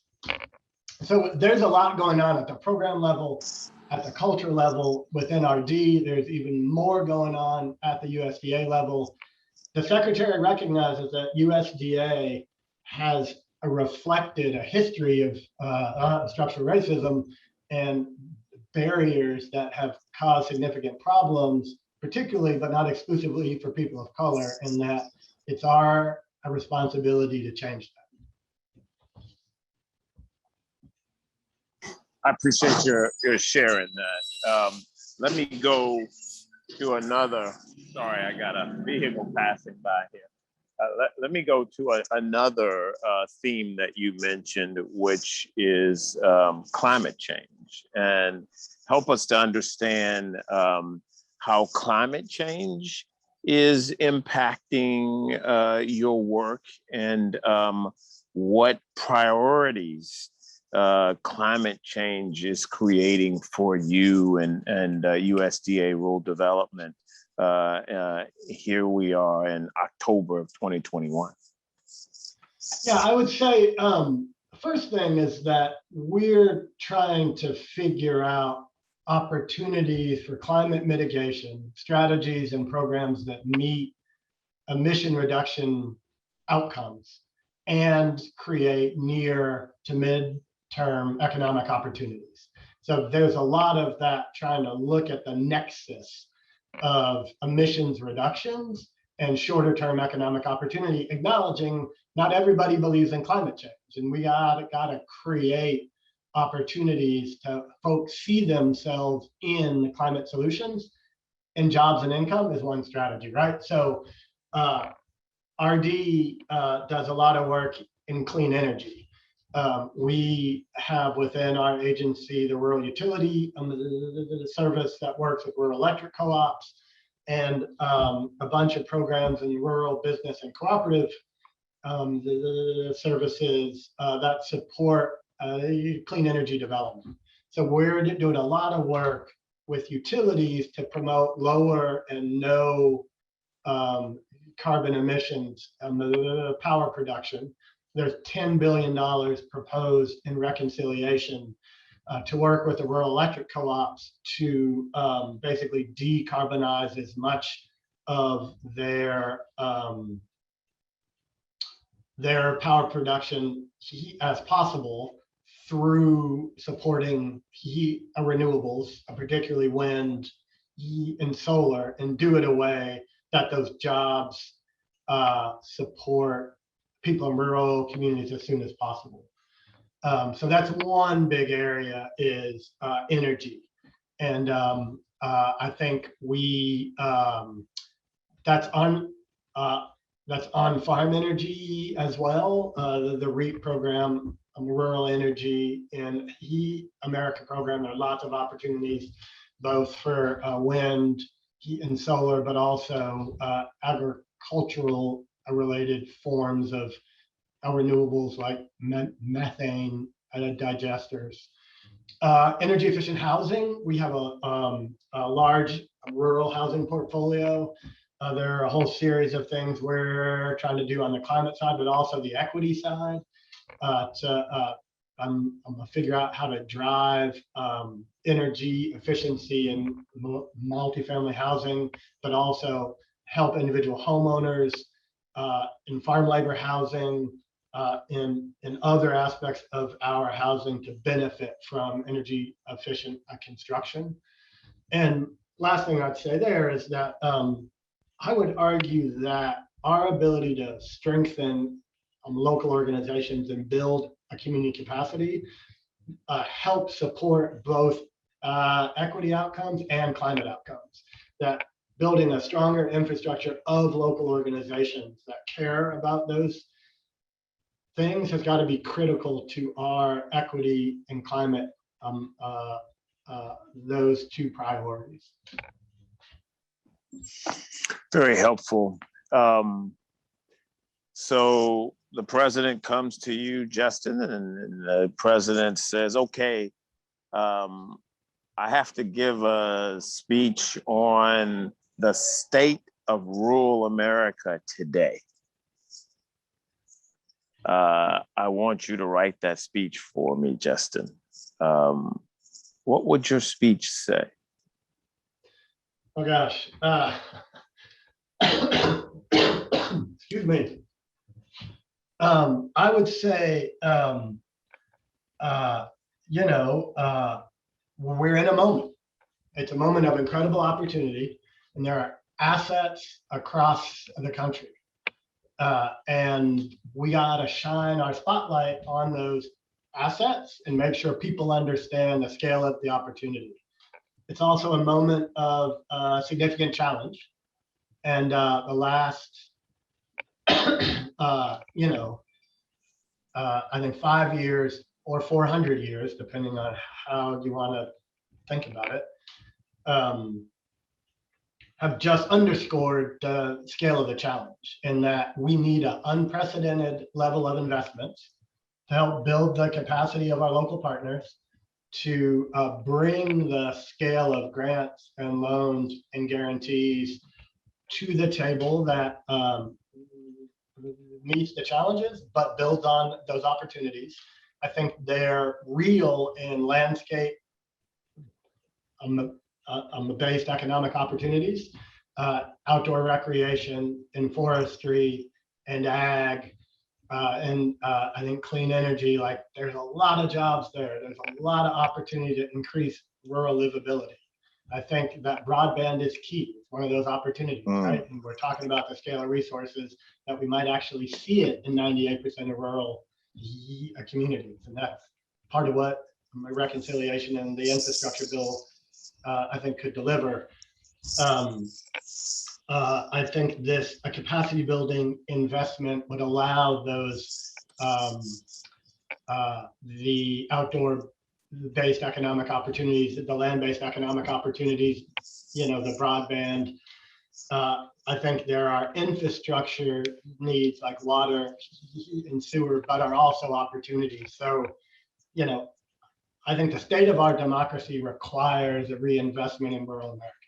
And that's what I would talk about, that this is the right time to invest at a scale that makes the difference in these places. And I think the infrastructure bill and reconciliation, if the stars and the politics align, will give the president and the secretary a lot to talk about.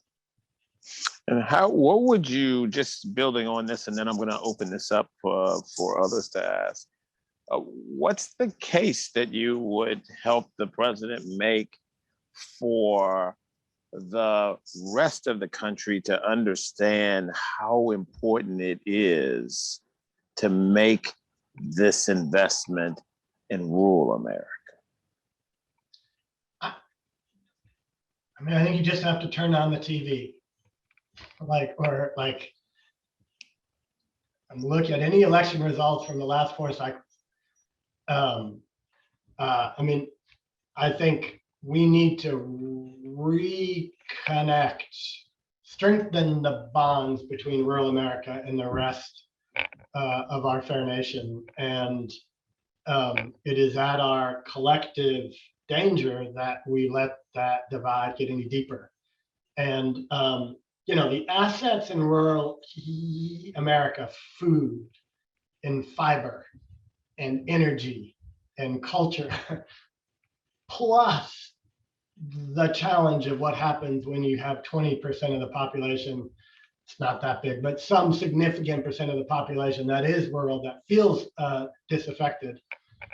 And they're probably disaffected rural Americans on both sides of the political aisle, right? So it's not only a red-blue issue, that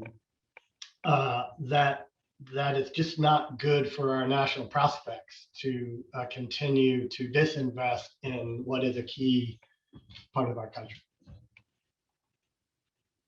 Yep, appreciate you on that. Let me. Sorry, I'll just say it's also an opportunity case. like, I think the things that rural America brings to the rest of the country are good for all of the country, right? So it's not just that rural America is a challenge we need to address, but like the culture, the heritage, the history, in addition to the clean energy, the food, the fiber, I mean, the recreation opportunities, like there are real assets that the rest of America would really struggle with if rural America didn't provide. No question. So I definitely appreciate your framing it that way. Caitlin, can we, I know we've got Justin for another 5 or 6 minutes or so. Can we open this up and see if we can get 1 or 2 questions in from the audience? We absolutely can. And actually, just before we open it up to the audience question, I just want to take an opportunity, one, to thank you, Justin, for joining us here this afternoon. And I want to tie some themes together, because I know you probably didn't have an opportunity to jump in earlier when Marvin Ellison was presenting, but so much of the points that were discussed earlier are so salient for the dialogue that we're having right now, particularly as it relates to the RPP. And I want to lean into that a little bit, because what I was hearing from that conversation with Marvin was federal agencies listen to us, right? Lean into the business community a little bit when we're thinking about capacity supports in rural America, because the business sector is doing that. They're doing a lot with workforce training and leadership training, and the need to think a little bit more in a pronounced fashion about public-private partnerships. So the question I want to pose to you is, as we're thinking about the RPP and deploying capacity supports to rural communities, what are your thoughts around making those more intentional public-private connections and utilizing more capacity dollars between nonprofit organizations and small businesses so we can start getting that cross-pollination that we need? Oh, what do I think about that? I mean, I would say any of that we can do, we should do where it makes sense. You know, I think partnerships are what are important. Like, what are the right partnerships in a place to create outcomes and results that are significant? And often that will be business, nonprofit, or private public. And in every opportunity we can, to leverage other investments in the sectors, I think we should. I think in many places in rural America, the market hasn't worked very well, or it's only worked well for some things, right? Like in Appalachia, it's worked really well for coal, not a lot else. So I would say, like, we gotta stand up partnerships that make sense and acknowledge every time we can get that to be a public, a private, a government, set of opportunities, we should. And we also shouldn't expect it in every case. And like every time I can build a partnership in a place between a series of nonprofits, a hospital, and a local government to roll out a distance learning for a set of students, I'm going to do that every time, even if there isn't a business, a partner at the table. Every time we can get a business partner at the table, we also should, where there's an opportunity to expand or to deepen the results. So I'm not hedging, I'm just saying sometimes we hear like that troika as the end goal. And I would just say sometimes absolutely, and we should look for it every time, but it really depends on the opportunities and the specific and the circumstances. Terrific. Do we have time for one question additional? All right, we have time for a few questions. Yeah. Oh, we do. Okay. All right. I'm not in a rush. Oh, terrific. Okay. Well, then let's see if we can get in a few questions here. I've got 10 more minutes. That's great. All right. Great. Thank you, Justin. Other questions from the audience? We have a question from raised hand. If you have questions, please raise the hand. It's at the bottom left of your video screen. But Matt Joseph has his hand raised. Yes, hello, and Justin, great reconnecting with you. Sorry it has to be virtual. But I know my colleague Mark Kudlowitz has been doing a lot of work with you all. We've definitely been uplifting the Rural Partnership Program, and I'm really excited and really keeping our fingers crossed and hope to get that across the finish line. But one of the other things the Secretary mentioned and you mentioned too was the RCDI program as a really great source for community capacity building. We couldn't agree more. The National Rural Housing Coalition said we should double the funding for that program, go from 6 to 12. So I'd ask you, as we're letting Congress figure out what's going on there, I know it's also the time of the year where the agencies are presenting their next budgets for 2023. And I would just put a plug in there for maybe some more funding for that critical program, and even, expand the authorized uses so we can do more grant making to the organizations, not just the training, but also the critical kind of working capital they need. Would be a great opportunity, I think, to expand the program funding and uses, so you can focus on that. So I guess if I had to make this a question, is that something that could be on the radar for the 2023 budget request, in addition to the other things we're working on? 2023 is long gone. It's submitted from us. But there are absolutely opportunities to advocate on the Hill, as it's still in development from the White House and from Congress. Fundamentally, I agree with the point. We think RCDI is a great program. I can't quite remember what our agency request was, and I couldn't say it out loud even if I could remember it. But we agree that RCDI is a great program, and it deserves greater appropriations. Thank you for that. And thanks for continuing to support that program and the others you've done. Thank you. Okay, we have a hand raised by Pamela Senator. Oh, you are on mute. Still on mute. Pamela. I was You're on mute. okay. How about now? Now you're on. Are we good? You're good now. We can hear you. Hi. Yeah. Thank you. Heading back to what Marvin Ellison was saying, that really did resonate a lot with our audience, and that the VOTEC education, there's such an opportunity there, especially in rural America, it seems. And in New Orleans after Katrina, we had sort of, there were needs, like the oil and gas industry needed welders badly. And we were starting to, partner with the community colleges to say, look, can you, let's have you connect with the oil and gas industry to figure out exactly what the curriculum needs to be so that you can provide the education to individuals immediately that would make them graduate in 2 years into a job that, paid them $90,000 a year. Wouldn't that be wonderful? And when we started going out to the community about it, a lot of parents were like, what, my child isn't good enough for a 4-year degree? And it seemed kind of like a strange reaction when here you are offering a career, a well-paying career to these kids. It seemed like a great idea, this partnering of business and community colleges and government to actually, provide the education it needs to have those kids come out immediately and take those jobs in, whether it's broadband or ag needs and such. Is there any way to kind of promote that in a way to get rid of the stigma, if you will, of a 2-year degree and make those partnerships real? Yes. I know it's maybe not something. Go ahead. I have to think more about, a useful answer. I think it's the right direction, like how to substantiate why those sorts of partnerships are important, why that education is a path toward education, economic opportunity. And for a lot of young people, it really is, particularly if the 2-year degree reflects a demand and whatever the market is for jobs. I am by no means an expert in that set of issues, so that's probably all I should.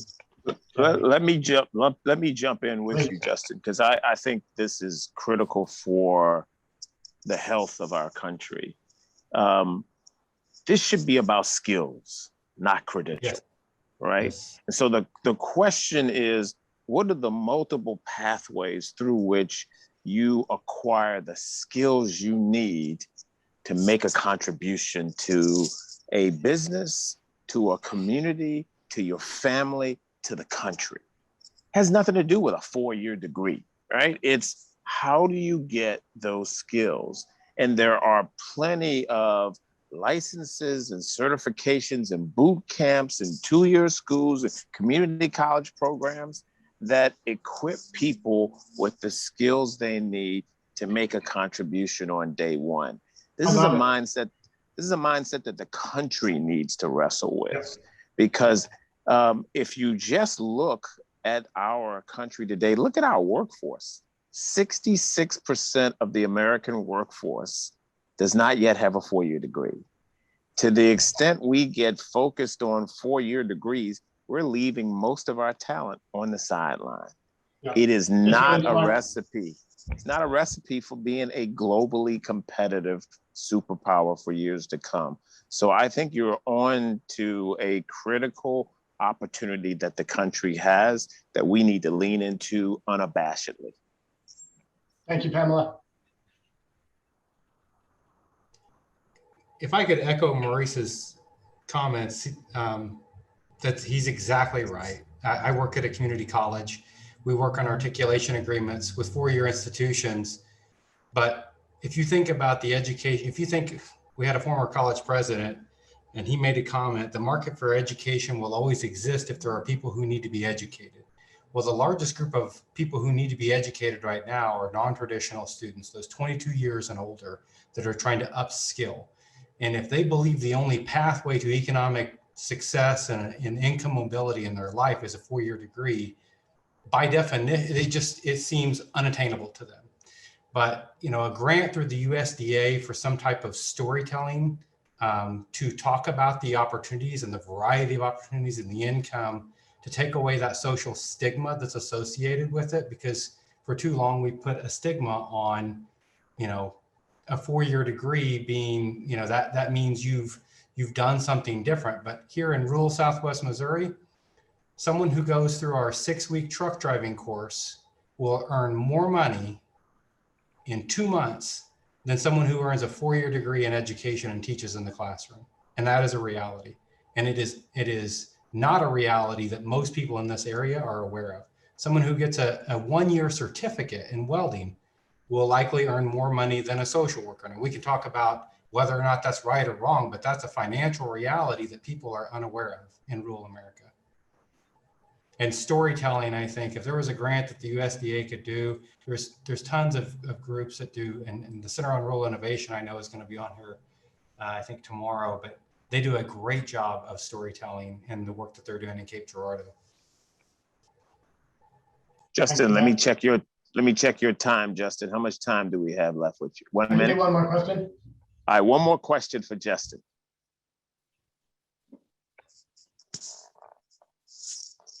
Make it a juicy one.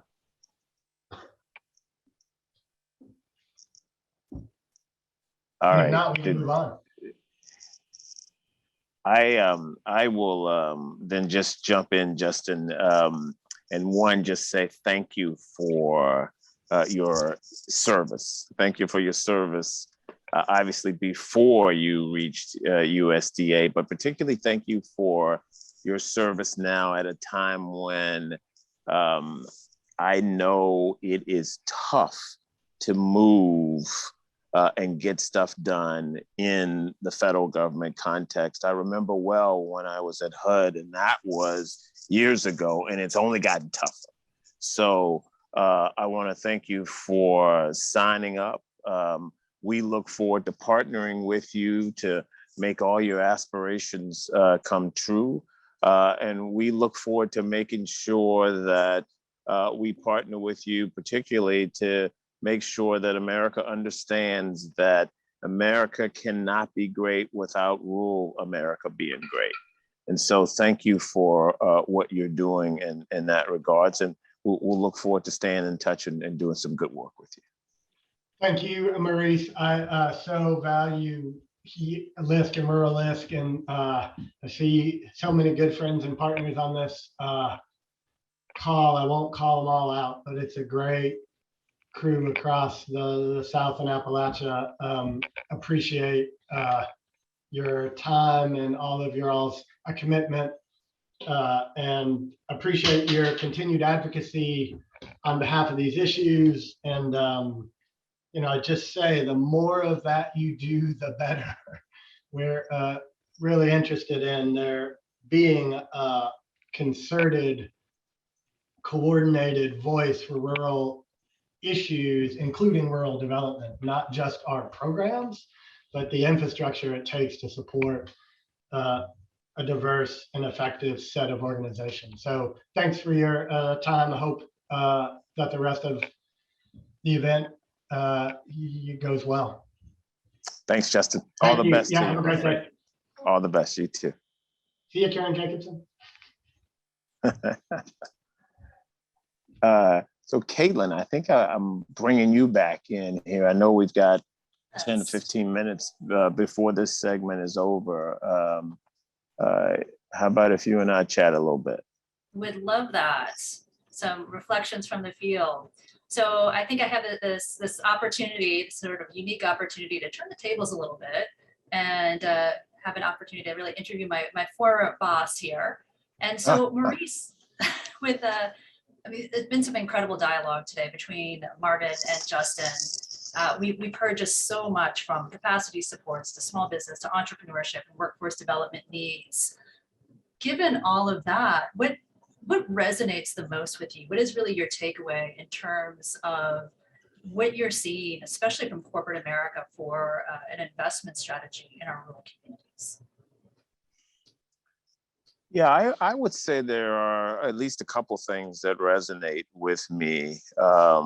One is this notion of a real opportunity for rural America to show folks once again just what they can do, what rural America can do for where the country is right now. So I'll give you an example. More and more of our companies are looking for ways to make more of their jobs virtual. And as a result, they are considering the location of jobs in rural places like they've never considered it before. And what we need to make sure we're doing with respect to that, to benefit from that in rural America, is we need to make sure that we're getting people equipped to be able to do those jobs.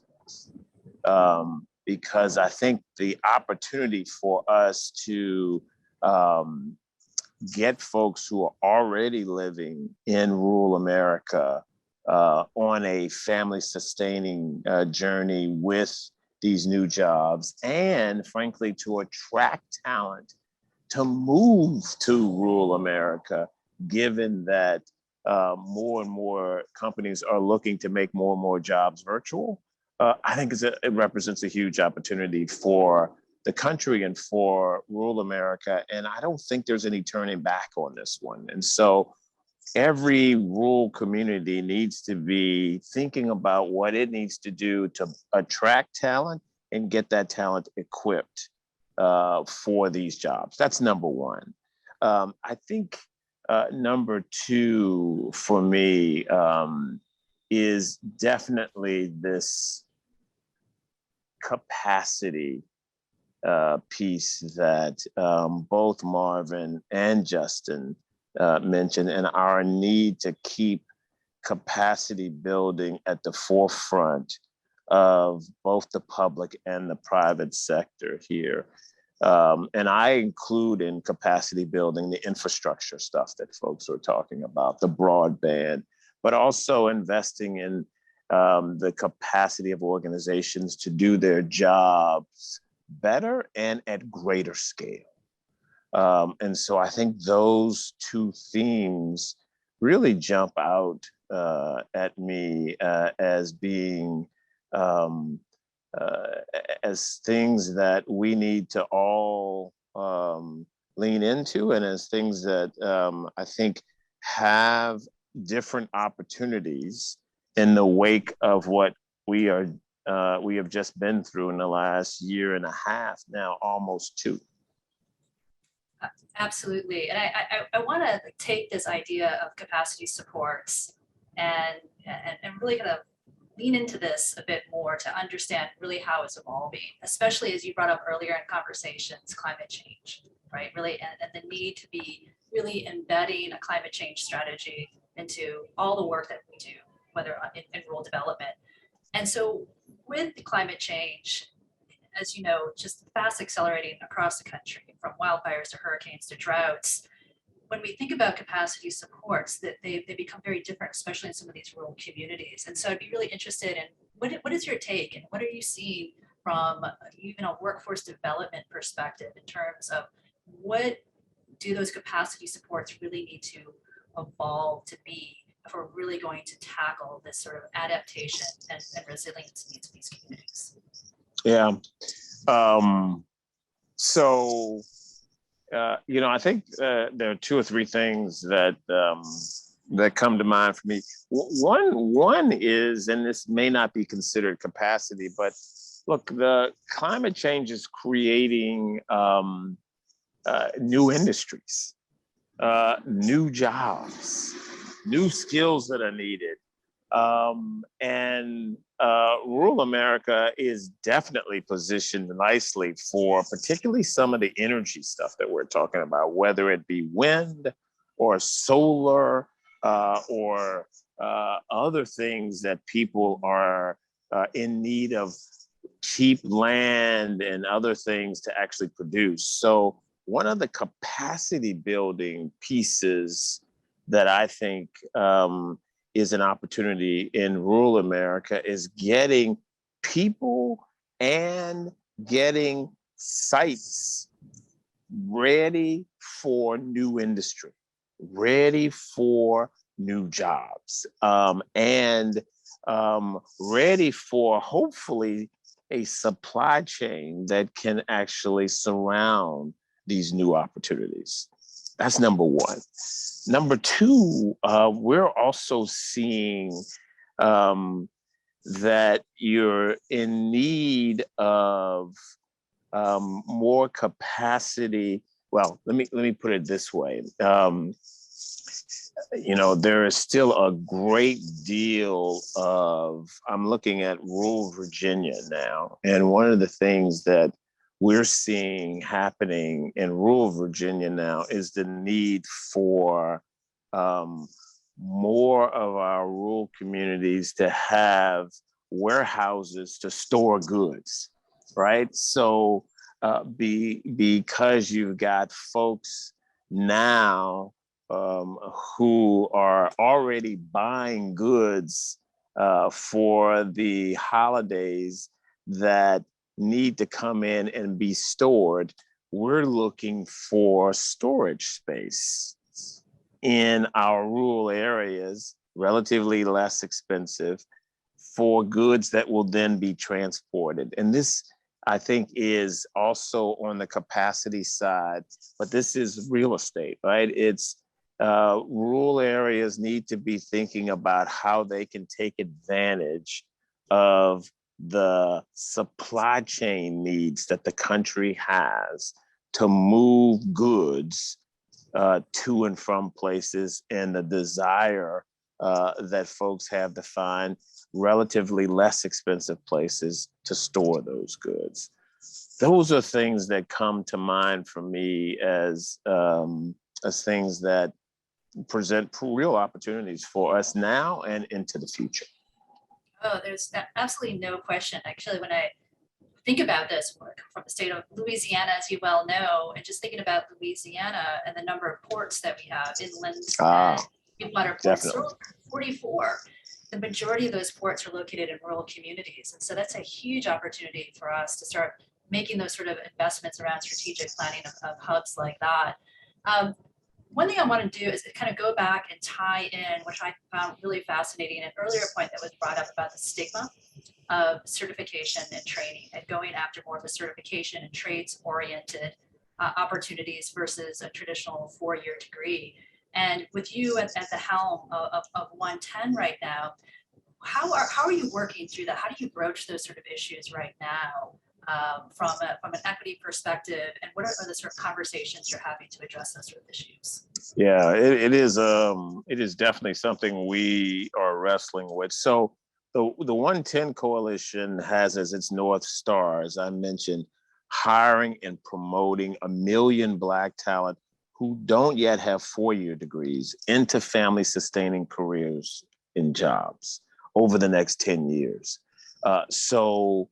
One of the things that we're doing is working with companies to actually remove four-year degree requirements from jobs where that four-year degree requirement is actually not related to the skills needed to do the job, and really moving to a skills-based hiring paradigm, a skills-based promotion paradigm. Now, what that means is making sure we work with hiring managers to bring about the kind of mindset shift needed in order to get people comfortable that we're not talking about lowering standards. We're actually talking about creating standards that are actually related to the job to be done. And that is work that will take some time, but it is work that all of the companies that committed to this coalition are embarking on. And we already see that it's doable. So I'll give you an example. Accenture is one of the companies in our coalition. 5 years ago, over 80% of their jobs required a four-year degree on paper. Today, it's 48%. Now, it took work, right? They had to do the hard work of taking these jobs and translating them into skills. They had to do the hard work of working with hiring managers and others, getting them comfortable that, no, we're not lowering standards at all. What we're doing is actually making sure that we calibrate our standards to the jobs, to the skills that we need, because it's all about the skills. That's a mindset shift that corporate America needs to effect, as well as the rest of America needs to effect. It is, though, really important to make sure that we work on this everywhere, public and private sector, because that's the only way this will take hold and bring about a shift in the mindset across the country. So we're seeing that it's doable. We're seeing that you can have success with it. We're seeing people use apprenticeships and other forms of strategies to hire and to train and develop talent. We're seeing folks remove these four-year degree requirements.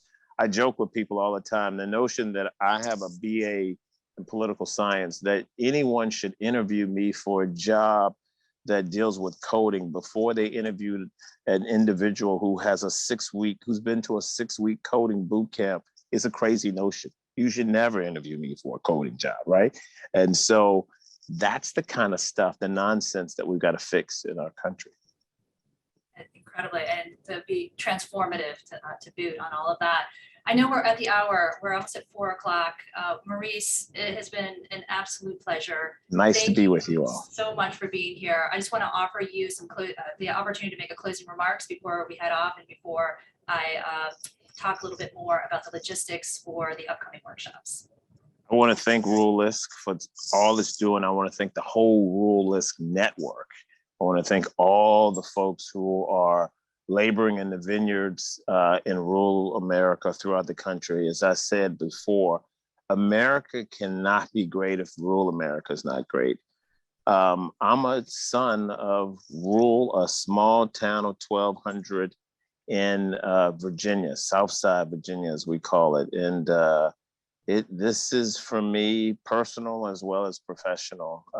And so thank you all for all that you're doing. And I look forward to trying to be a partner with you. Caitlin, thanks for what you're leading there. I'm grateful to you. Maurice, it's an absolute pleasure. We haven't met My yet in pleasure. person, but I'm I sure know we're it's gonna do crazy, that. isn't it? Our next seminar.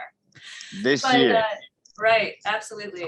Thank you, everybody, Bye. but please don't Peace to sign off everybody. just yet. Bye, Maurice. See ya. We will be coming back. We'll be taking a 15-minute break, and we'll be coming back at 4:15 for workshops, all based on the 5 pillars. These will be some really great opportunity to dive down into detail on all of our programmatic endeavors at Rural LISC. So with that, we'll break for right now, and we'll see everybody back at 4:15.